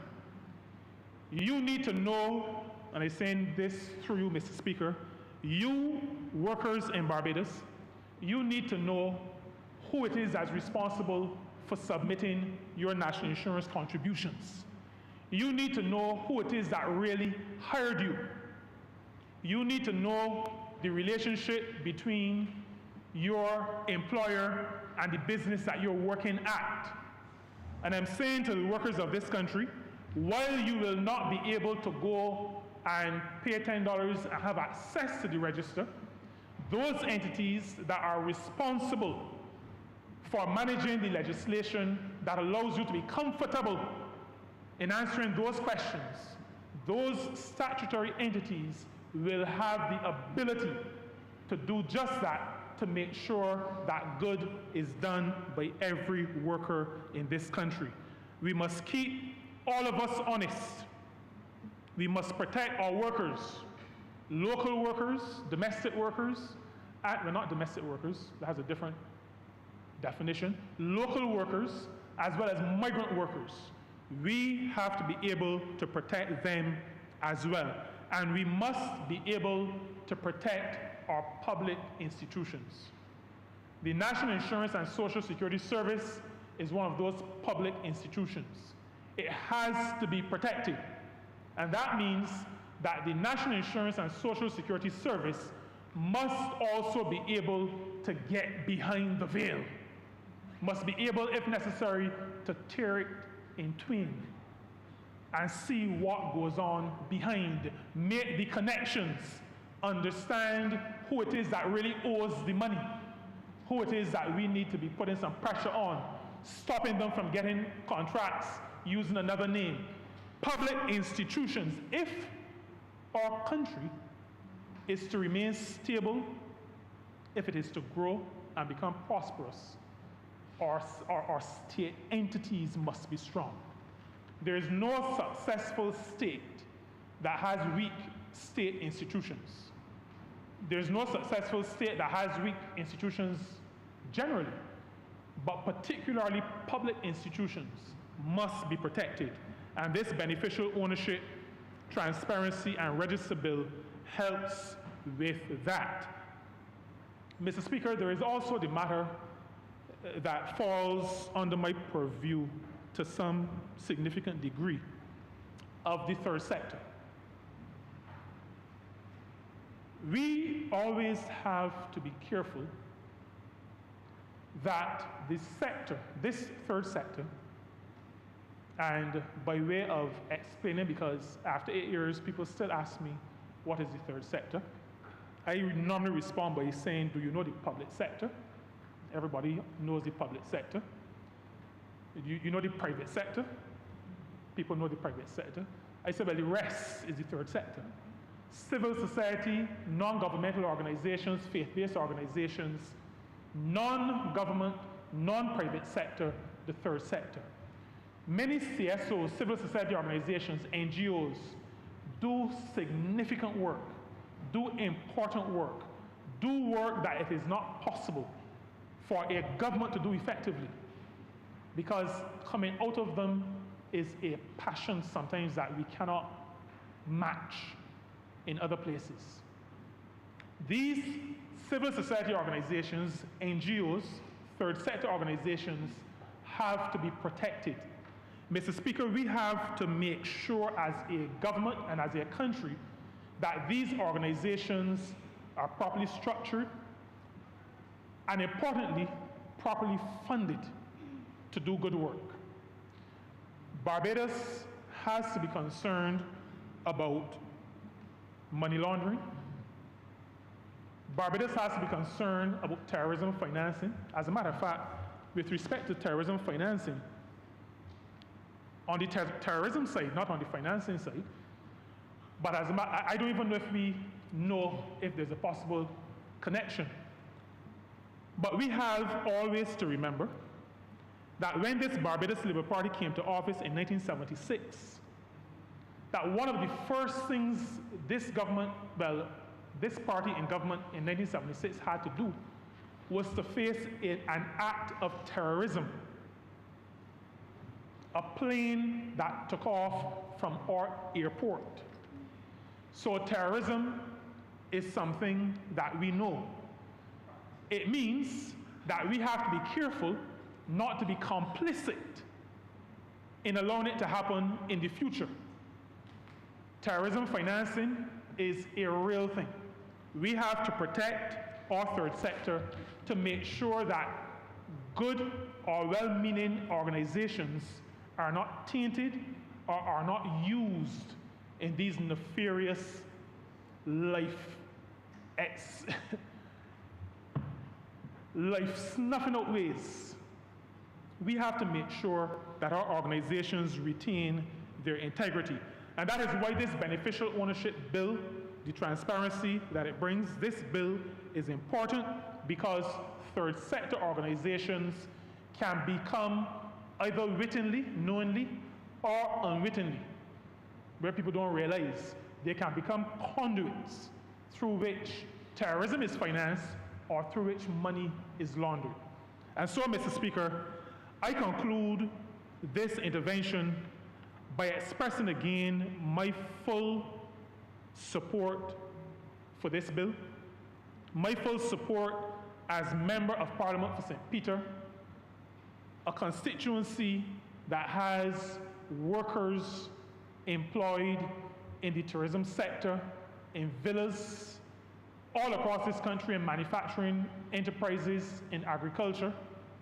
On their behalf, we support this bill.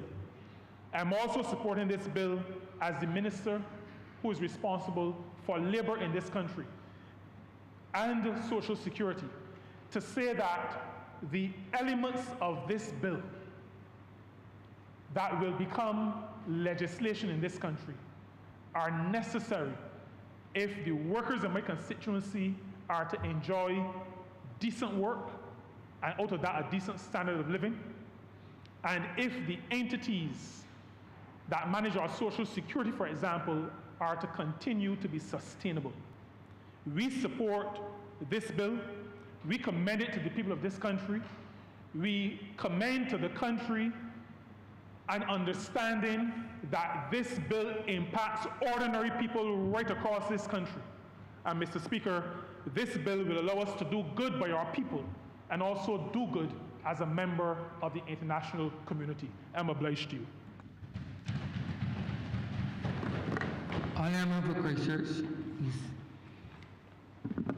Sir, I spoke to my friend from St. James Central, and I said to him, normally with these technical bills, my job is to come afterwards and try to break it down into some simple format that somebody else who's not well versed can actually follow. And in our preparation for this debate, sir, the point was made that this is a quite technical and specific area of law and in the corporate world, and not to be ventured into lightly. But I wish to commend the Honourable Member for St. James Central on what was the simplification of a complicated process. His delivery on this bill, sir, his explanation, his fleshing it out, the imagery he created, left anybody with an understanding as to why we're there. So my task is actually simple, sir. My task is why. Why now? Why this? What does it mean? It's necessary, sir, for us to go back to the purpose, the principal purposes of companies, limited liability companies in our business structure.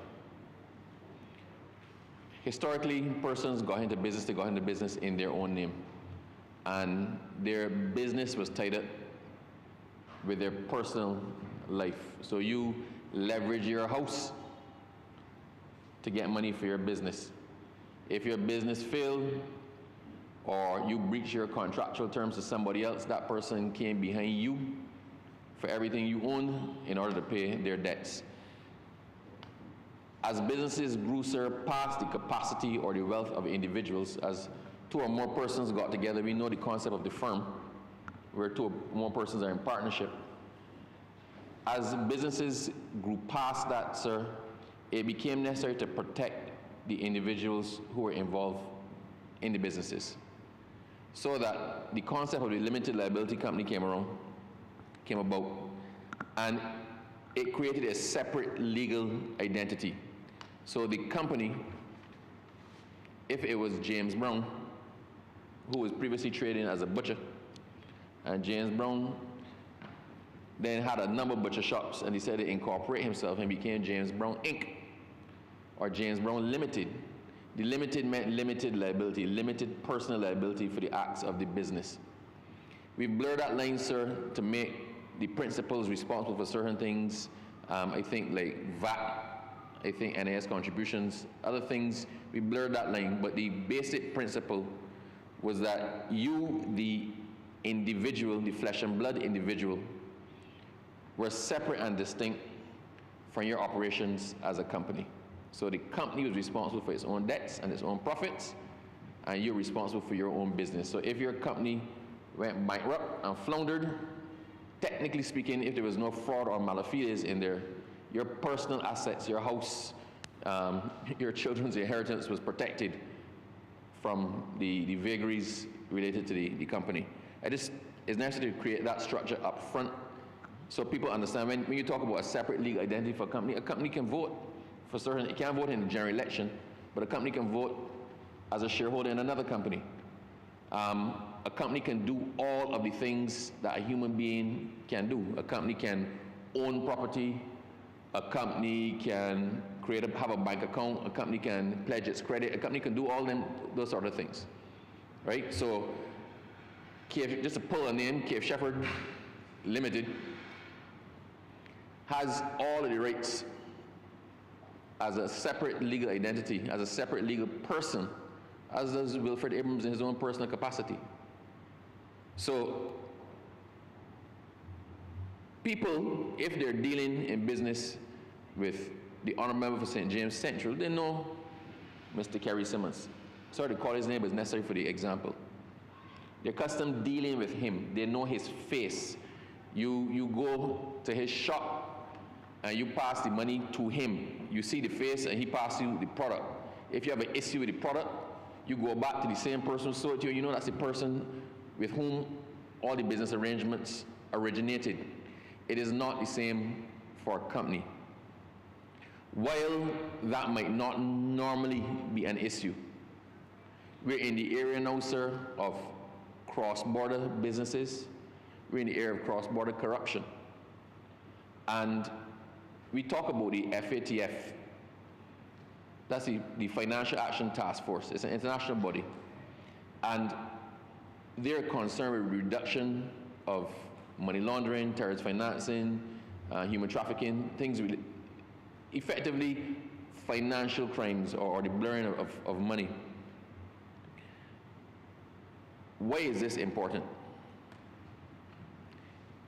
If governments or corporations do things, they attract sanctions on the international scale. We keep hearing that the one country has imposed sanctions against this corporation or this country.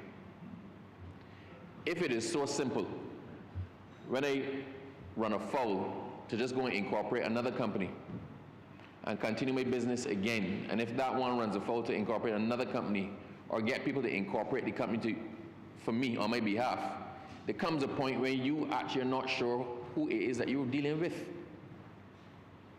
You do not know who is at the end of that. So, if I said, would I deal with somebody who I know buys and sells arms on the black market and supplies other countries with illegal weapons? No, I would say no, I wouldn't do it. If I know that person was a drug trafficker, if I know he used to bring the most cocaine into Barbados, would I go and buy things from his shop? No, I wouldn't. But that only becomes an issue if I actually know. So at some point in time, we have to provide the structure where the questions can be answered, where the ultimate beneficiary or the ultimate person in charge of the company can be determined. Not necessarily by the average person, because it is often not necessary for the average person to actually know that, hence the corporate veil. You sometimes need to protect people. I might be living my life simply, sir. I might have one house, I might drive an old car. But I have a business that is doing well, and I'm doing hardware, and have a business that's doing well. And if people knew that that big business was mine, they make my life miserable.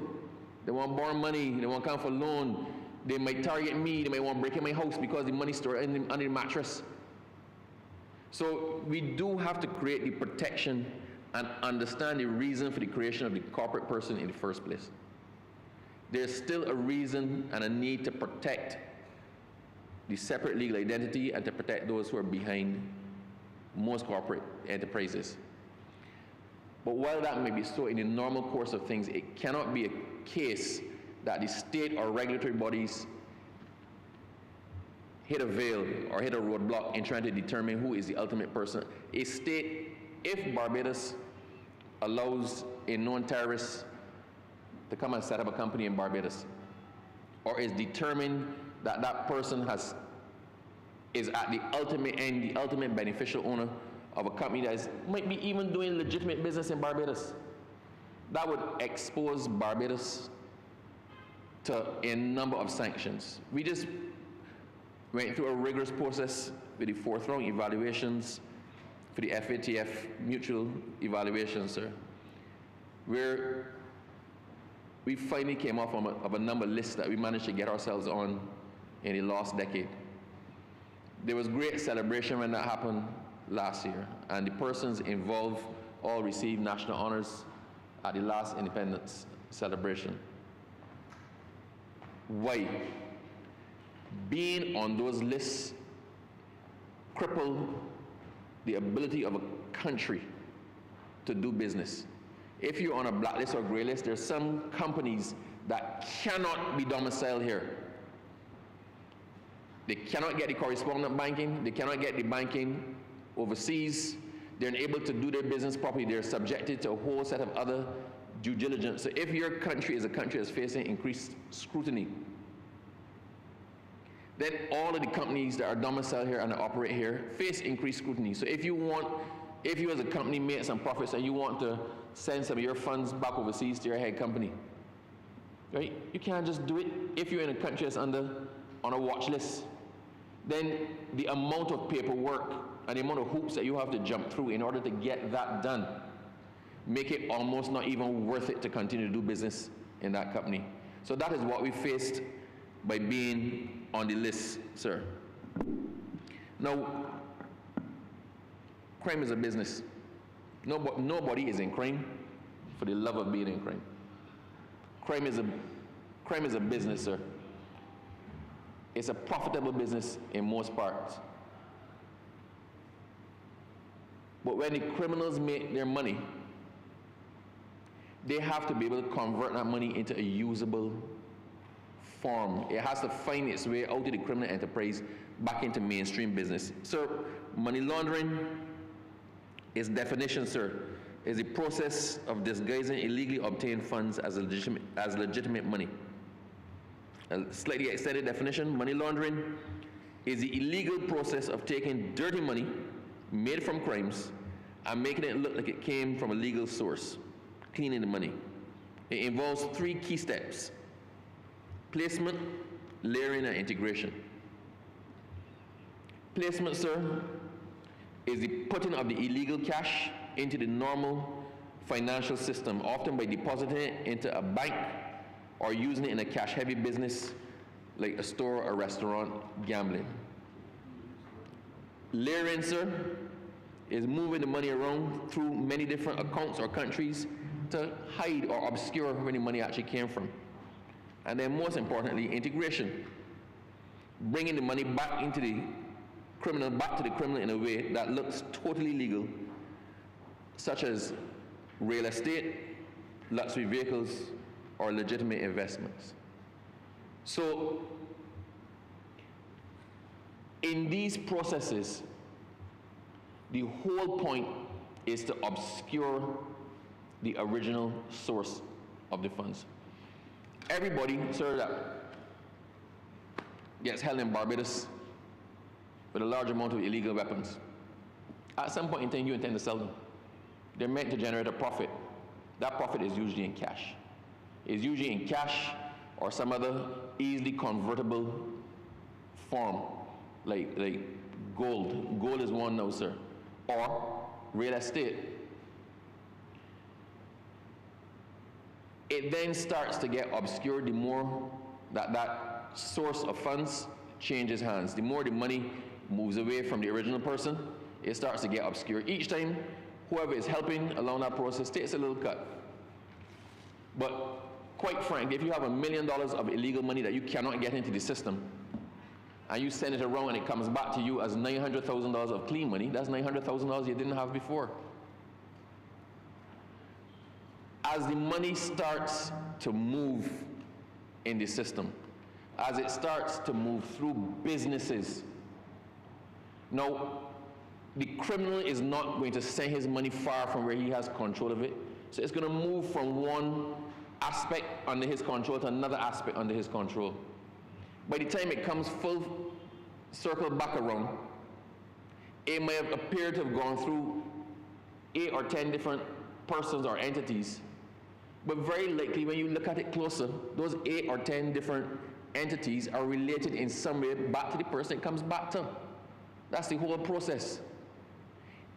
If the regulatory authorities got stuck at each individual company or at each transaction could not go any further, then we would not be able to get money laundering under control. Money laundering, sir, by itself is cleaning the money, but it doesn't stop there. The FATF and the international bodies are concerned about money laundering, yes, but money laundering, sir, has other predicate offenses attached to it. When the money laundering is used to finance terrorism, when the funds go, nobody is going to pull their money and send it to ISIS. There are very few people, sir, that are going to say, I want to do a wire transaction to ISIS bank account at wherever. They put that money somewhere with one person. It then goes to somebody, and then it eventually finds its way to ISIS in a form that they can convert it, or by the goods that they want, i.e. the weapons. When you use the illegal funds as well, sir, for the purpose of human trafficking, you're also running afoul, and these are all cross-border things that we're concerned about. Barbados recently went through, when we came off of all those lists, we had successfully completed our 4th round mutual evaluations with the FATF. For the Caribbean, there's something called the CFATF, Caribbean Financial Action Task Force, which is a regional style FATF body. That is who monitors us and who we have to really be in compliance with. They're the ones who are the bridge between us and the FATF. We are about to go into our 5th round of mutual evaluation. We just came off last year, sir. We are about to be evaluated again in June next year. All of what we do now counts. The last round to get out of the enhanced list, enhanced scrutiny list, we had to show we set up a proper regulatory framework. We had to show that we had a proper legislative framework. We had to show that we were doing all the things to create the infrastructure to combat terrorism, combat money laundering, combat trafficking in persons. We had to show that we were putting all these things in place, that the rules and the structures were there. We did that successfully. There's some of those rules that have changed. There's some additional structures that we have to do in order to become compliant for the 5th round. But the 5th round, sir, is also not even just about the structures. The 5th round is about how effectively have you used them. You pass because you put the laws there. But how many investigations have you actually done?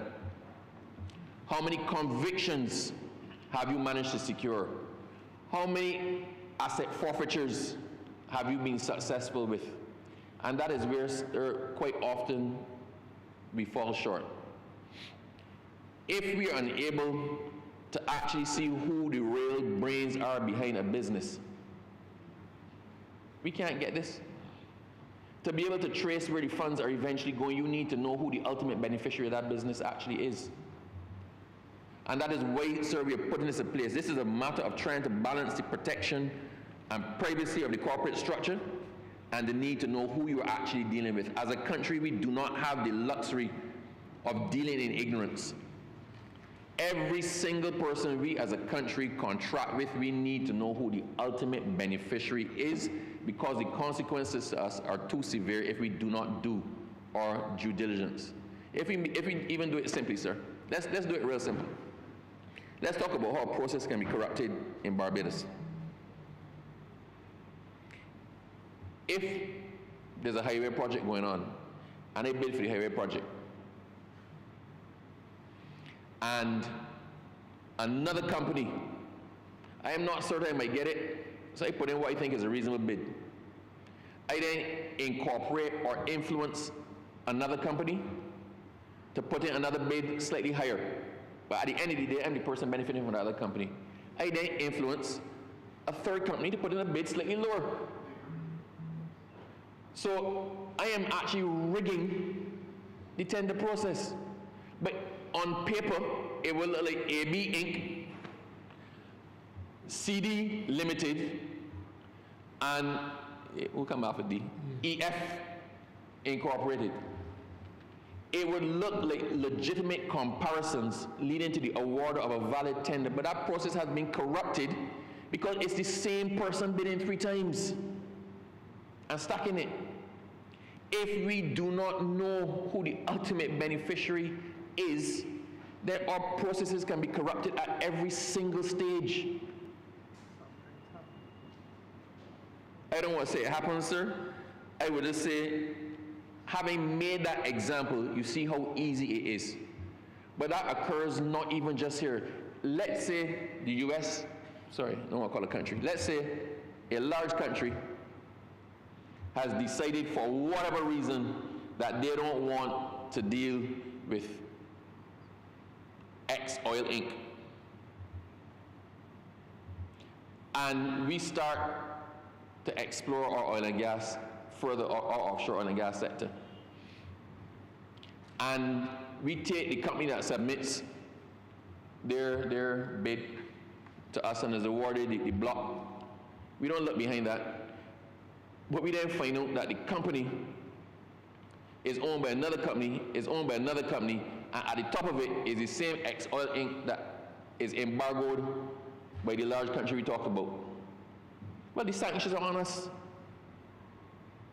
We now have run afoul, and you can't claim you didn't know, because it is your duty to know who you are doing business with. So the Honourable Member for St. James Central, sir, explained the micro businesses, who has to do what, who pays what fees, who's exempt from what, who the government helps in doing their filings, who they have to involve professionals. He went through all of that, so I'm actually not going to do that. Sir, it is not about sharing the information with everybody. Wilfred Abrams, cannot pick up in my own name and go to the corporate registry and start to dig all the way up a chain of companies. But if I have a concern and I report it to the competent authority in Barbados, that competent authority must be able to carry those investigations. If there is a country, and one of the things, sir, with the FATF and the money laundering and the anti-terrorism, is that you have to have joint investigations. You have to have cross-border cooperations. So if a country asks me if they're investigating someone, they establish why they're investigating them. And they ask for information for us on a company, we have to be in a position to provide it. If you do not assist where the request is reasonable, well explained, and well founded, then you run yourself in danger of sanctions as well. So we're not living in a world by ourselves anymore. Terrorism does not affect one country and not another one. When you're trafficking in persons, so you're trafficking in persons from someplace to someplace else. Actually, usually from someplace to someplace else to someplace else to a final destination. When you're dealing narcotics, sir, it's not just coming from whoever sold it to me, it's going from me to somebody else. And then on somewhere else. As the avenues close down, as the avenues with the, we all know about the strikes that have been happening in the vicinity of our back door. As those avenues close down, the threat actors look for other avenues to do what it is that they have to do. So we can't just hide our heads in the sand and say, Barbados, we don't have that here. We never had it here, we're never gonna have it here, because those actors are looking for the easiest route to conduct their business. As one avenue shuts down, they look for another avenue. As one company is uncovered, they look for another way to do it. As people are concentrating on gold, you're looking at diamonds. right? You're looking at REIT, you're looking at cars, hired cars. Sir,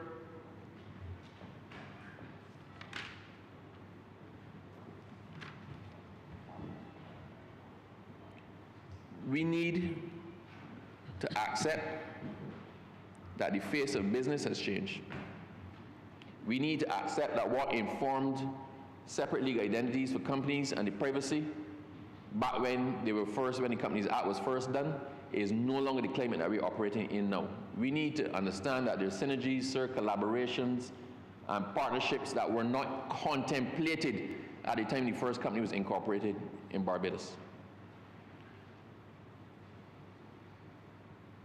Things have moved on, and we have to move on with those things. Not simply, sir, to protect Barbadians ultimately, but not even simply to protect Barbadians, for us as a country to be able to do our business in the global sphere.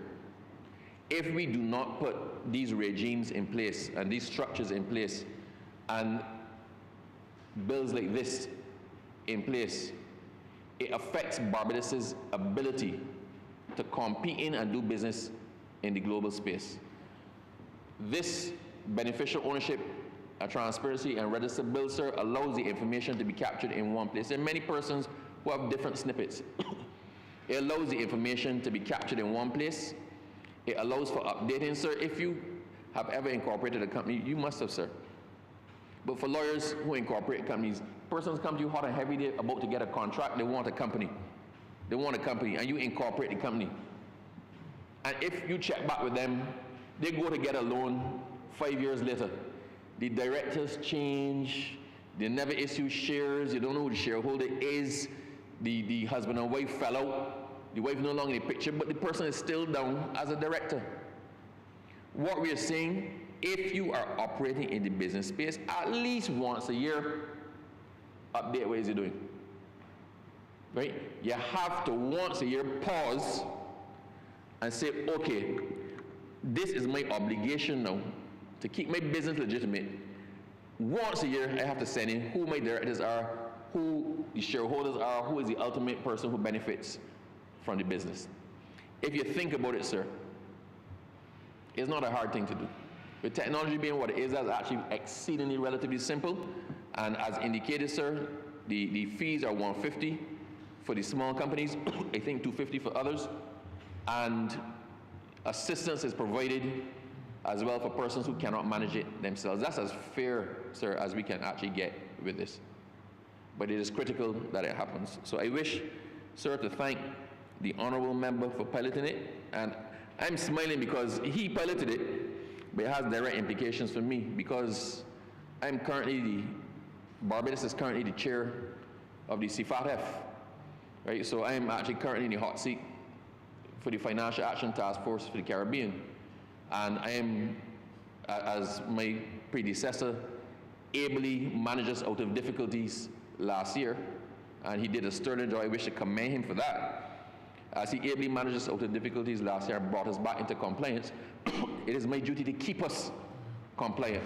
And this, sir, is a necessary and critical cog in that wheel and in our ability, sir, to regulate our business sector in Barbados, to protect Barbadians in the comfort that the government knows who is in business with and who the ultimate people are, to protect Barbadians in that the government can actually, on your behalf, check to make sure you are in business with who you believe you're in business with, and you don't find yourself unwittingly and innocently running afoul of things that you could not even contemplate.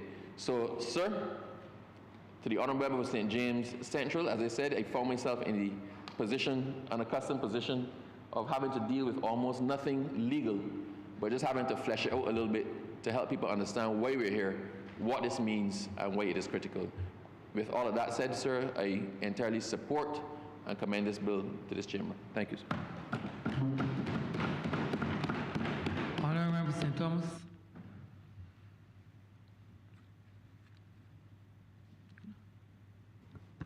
Mr. Speaker, thank you for the opportunity to contribute to this bill. The Beneficial Ownership, Transparency and Register Bill 2026. Sir, it is a bill that speaks largely to the questions of transparency and the prevention of anti-money laundering, and ensuring that Barbados has a compliant record to ensure that the corporate backdoor does not enable terrorism financing and anti-money laundering in our country. So I should also say to the Honourable Senior Minister, thank you for the expert way in which he delivered himself in presenting the bill with the clarity. And I've always learned, I believe we came up in the same school, that whenever you are introducing new legislation into Parliament, there are a number of indicators that you must meet those markers. Certainty of incidence, clarity of purpose, reasonableness, and cost effectiveness. In his speech, I think he has marked all of those. And sir, I want to make a short contribution to this bill for a number of reasons. First, sir, I recall that it was the Barbados Labour Party that would have passed a Modern Companies Act in the early 1980s. Somewhere in the late 1980s, there was a conversation about the level of interlocking directorships across the corporate landscape of Barbados, at a time when this country was discussing the issue of black economic enfranchisement. It took the Parliament of Barbados another 20 or so years before we could confront that issue, when a former member for St. Michael North, Mr. Ronald Topping, who served with distinction in this House for a long time, sir, brought legislation to deal with the corporate misbehavior within the Barbadian financial sector that sought to exclude a number of people from actively participating in it in a just way by passing the Fair Trading Commission legislation and all the legislation that dealt with making sure that we would not have a situation in the country where people were hiding behind corporate structures to do a lot of unjust things in the corporate society in Barbados. And I want to draw the distinction here and to draw the line to connect what we are here doing.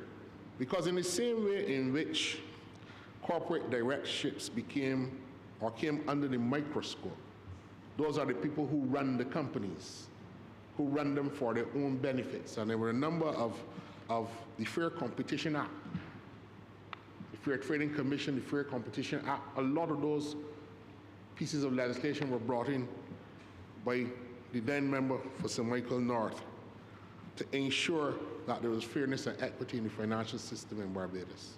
And I want to suggest, sir, that the bill that the Honourable Member for St. James Central has brought put me in that particular frame of mind, because not only are we seeking to put a platform to ensure that the people who run businesses in Barbados and run businesses through Barbados are properly identified and ascertained for regulatory and legislative purposes, we are now making sure, sir, that we can have a register that ensures we can know who are the owners of the companies, the real owners, the real movers and shakers, not those people who are hiding behind a nominee agreement or shareholder agreement, or who are hiding behind these elaborate trusts and instruments that allow them to evade the payment of taxes, that allows them to evade the laws of Barbados, such as the obligation to pay national insurance,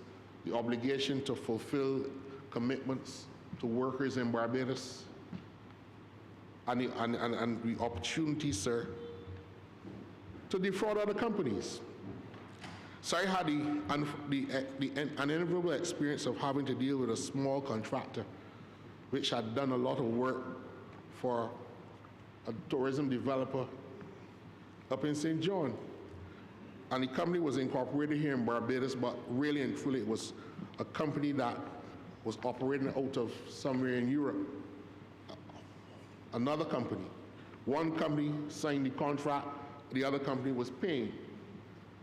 And we had to use a number of adept corporate tactics to get the courts to hold that there was an agency by estoppel.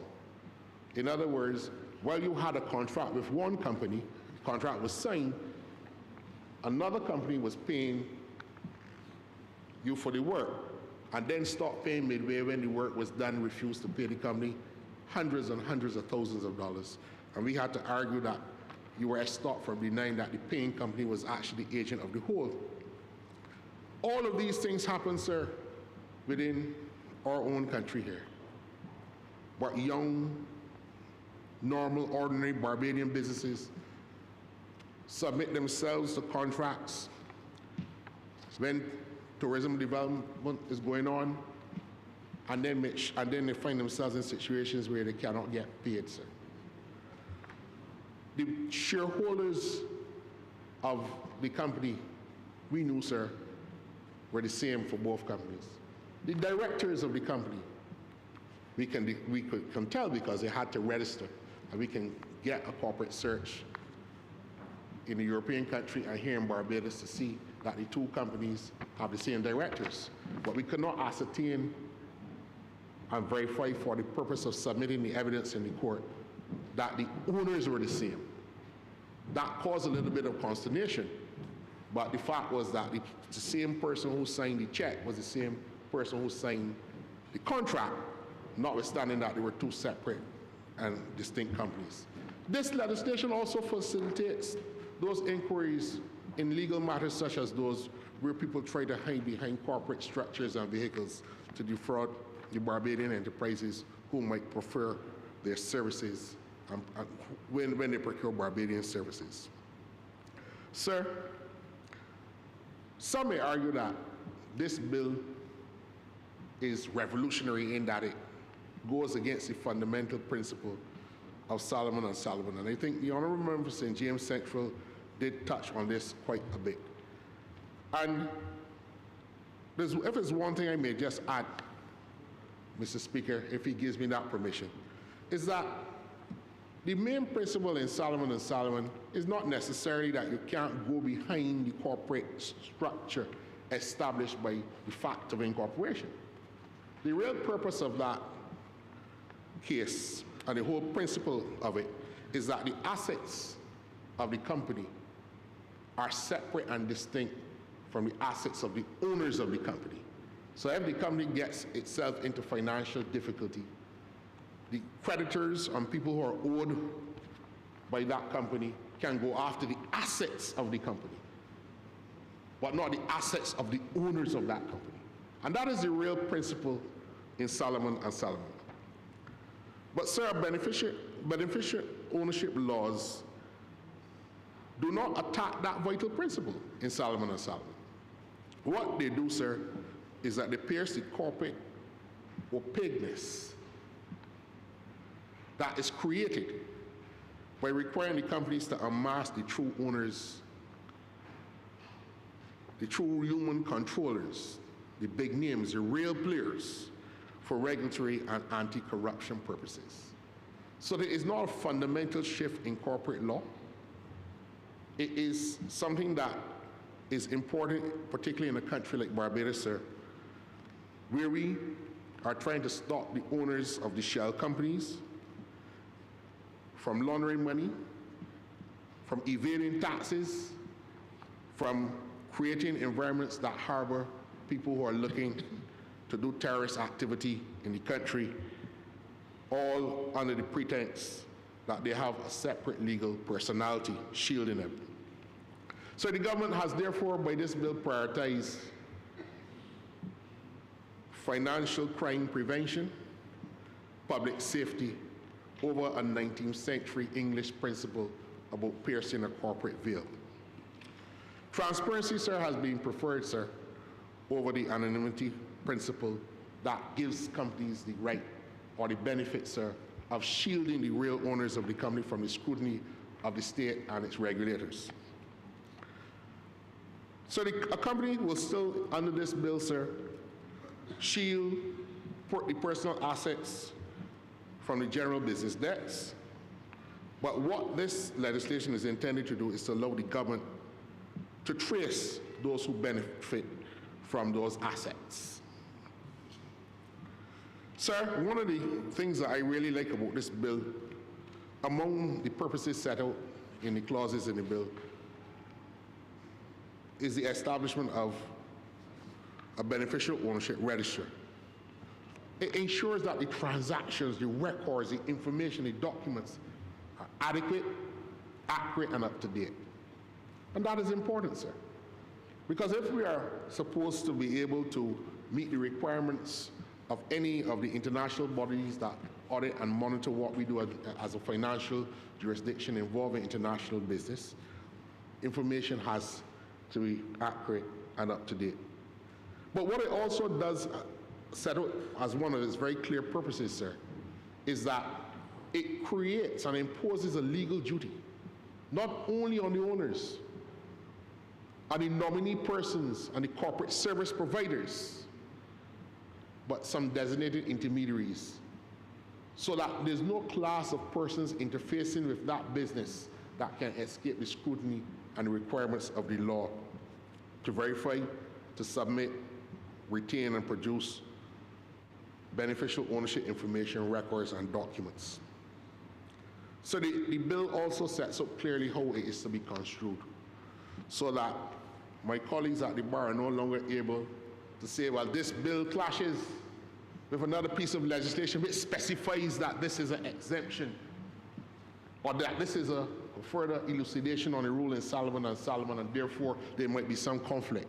No, this bill says quite clearly that where there's a conflict between this legislation and any other legislation, sir, that this bill prevails over that. That is an important step. Sir, the Honourable Member for St. James Central, in his presentation of the bill, made mention of the business compliance team. And I think too much praise cannot be heaped on him and his ministry for ensuring that this provision is put into our legislation. It is unlike, sir, any of the other pieces of beneficial ownership legislation that I've seen in other jurisdictions. And it speaks to the hallmark of what we are doing in Barbados, particularly as a Labour Party government, sir. This is a statutory duty to assist the small businesses in Barbados to ensure that they do not run afoul of the law.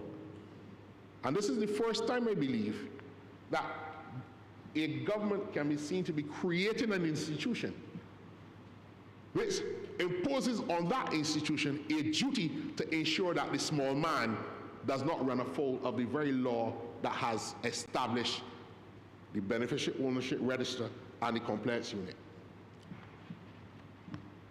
And that tells you where the heart of this government is.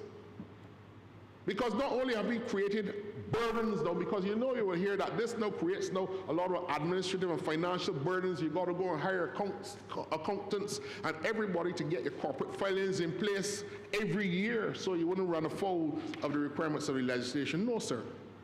What the Barbados Labour Party has done is to make sure that every business in this country that is earning less than $1 million has access to a government agency that has a statutory duty to ensure that they facilitate their own compliance with the requirements of the legislation. So that is revolutionary.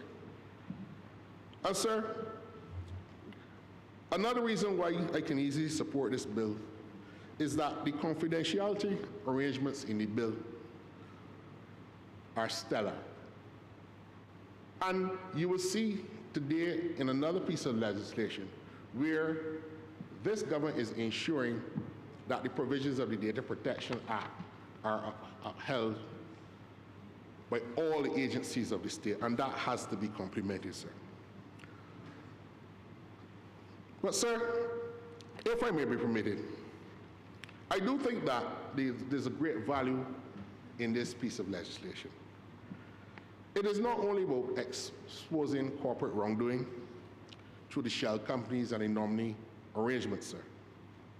The great value here is in laying the foundation for a financial system that can live past generations.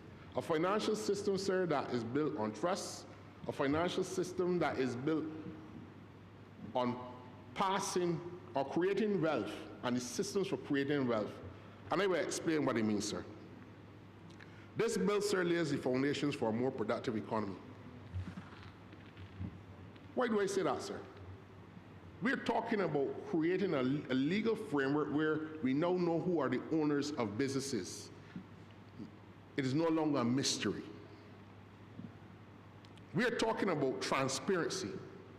And I believe the Honourable Member for Christchurch East Central would agree with me, sir, that every economy runs on the concept of trust.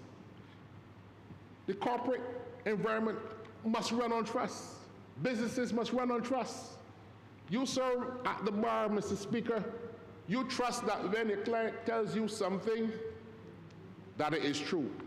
But more importantly, sir, you trust when that client goes out of your office and tells you, Mr. Holder, I will come back and pay you. You trust that client will come back and pay.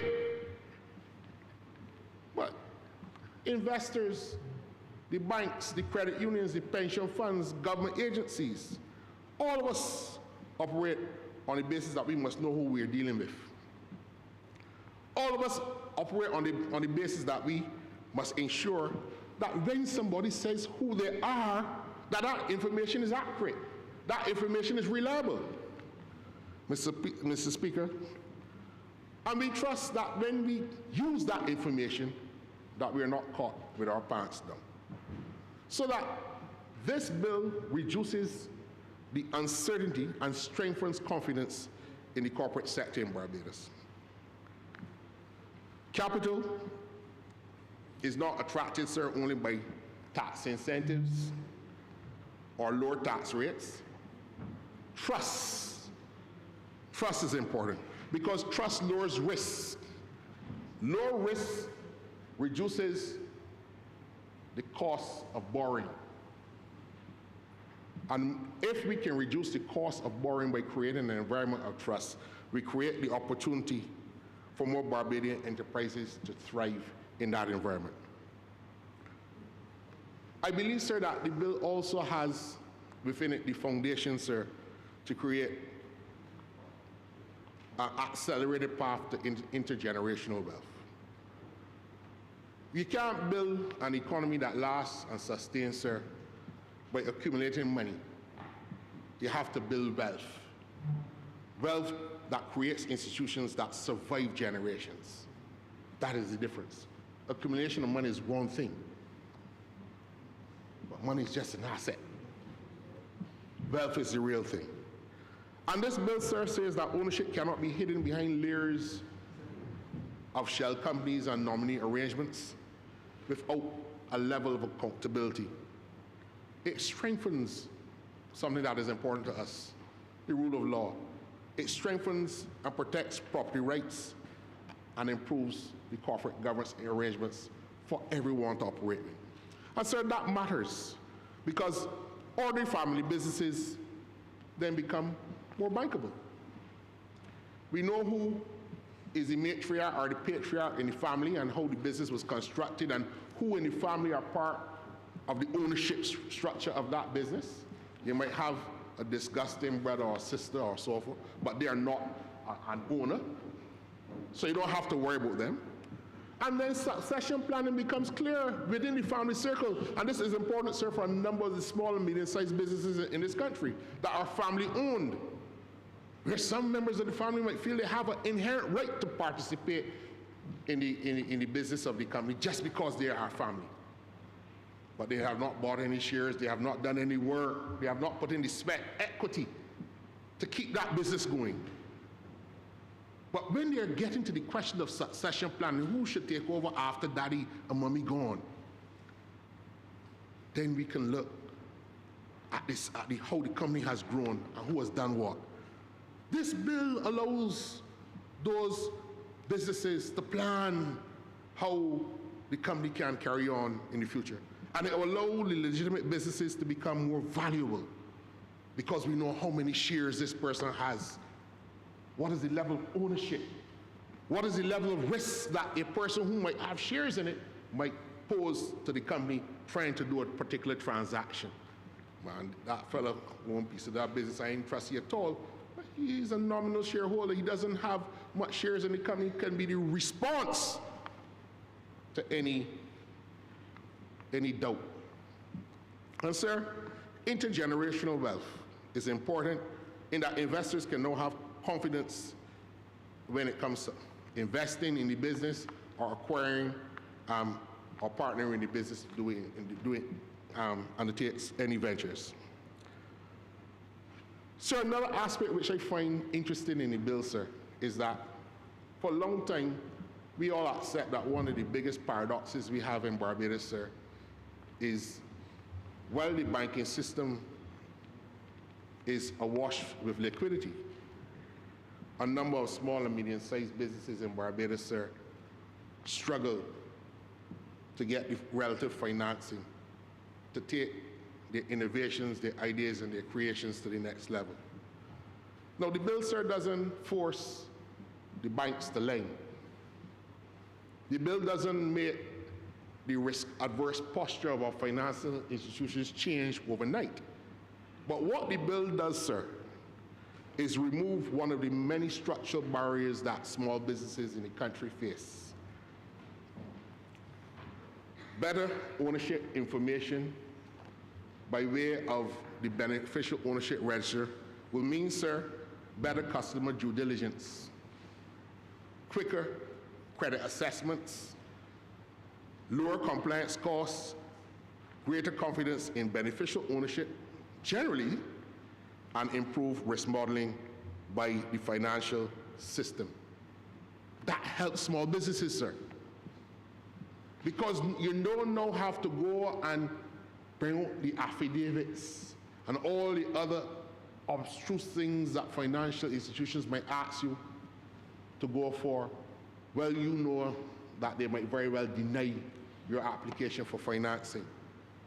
Banks can spend less time trying to determine who actually owns the business and more time determining and evaluating whether the business warrants and deserves financing.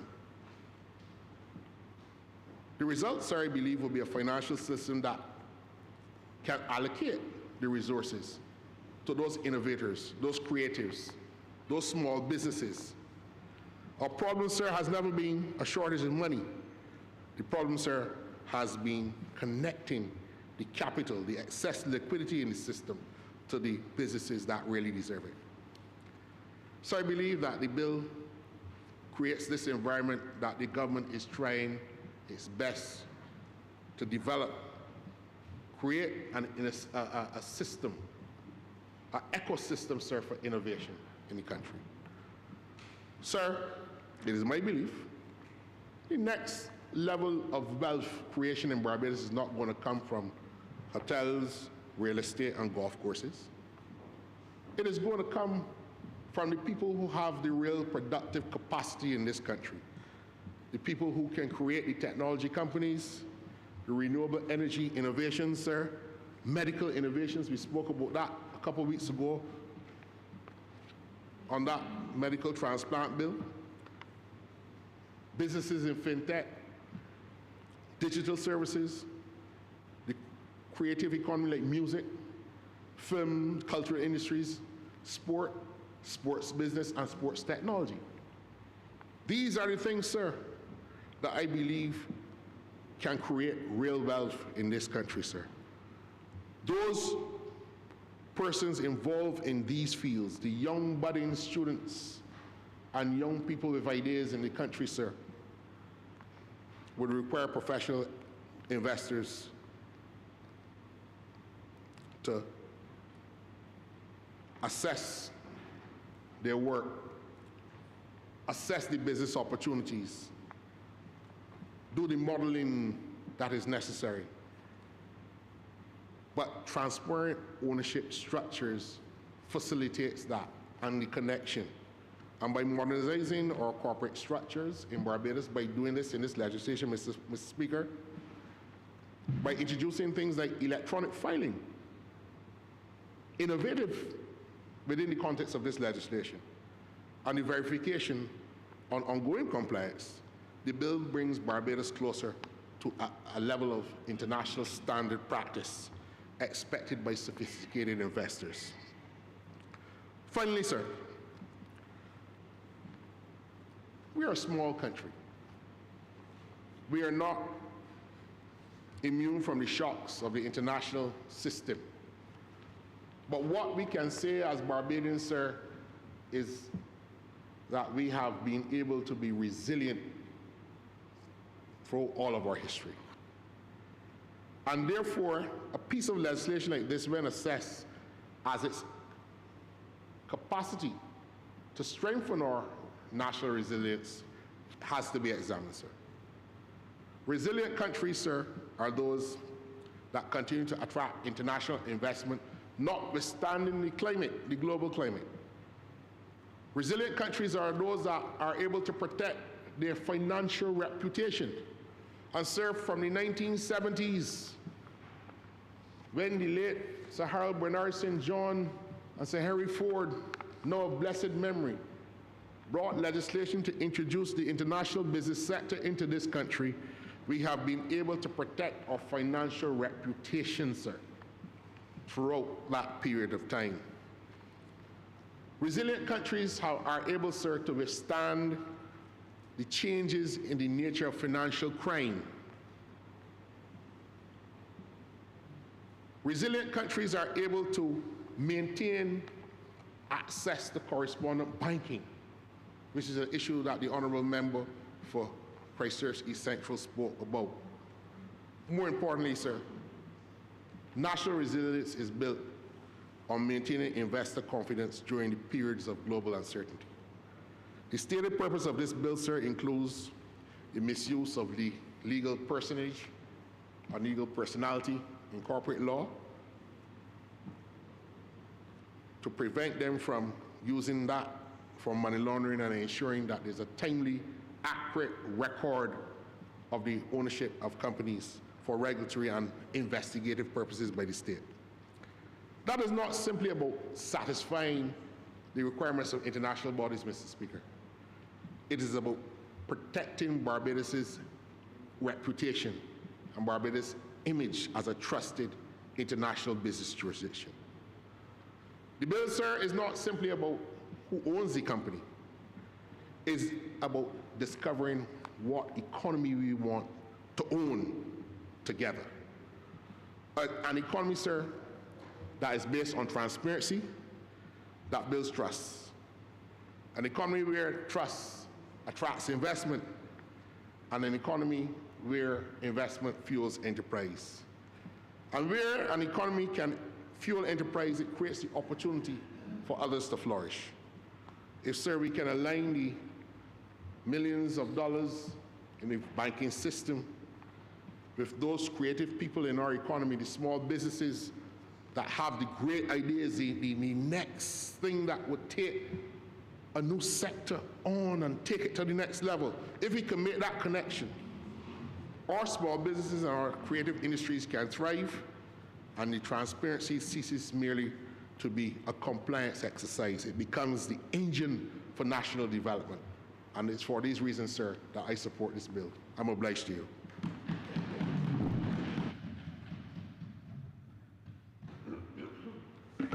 Honourable. Thank you, Mr. Speaker. I beg to move the suspension of the House until 2:30 p.m. The question is that this honourable chamber be suspended until 2:30 p.m. All those honourable members in favour, please say aye. Aye. Those against, please say no. We think the ayes have it. This honourable chamber stands suspended until 2:30 p.m.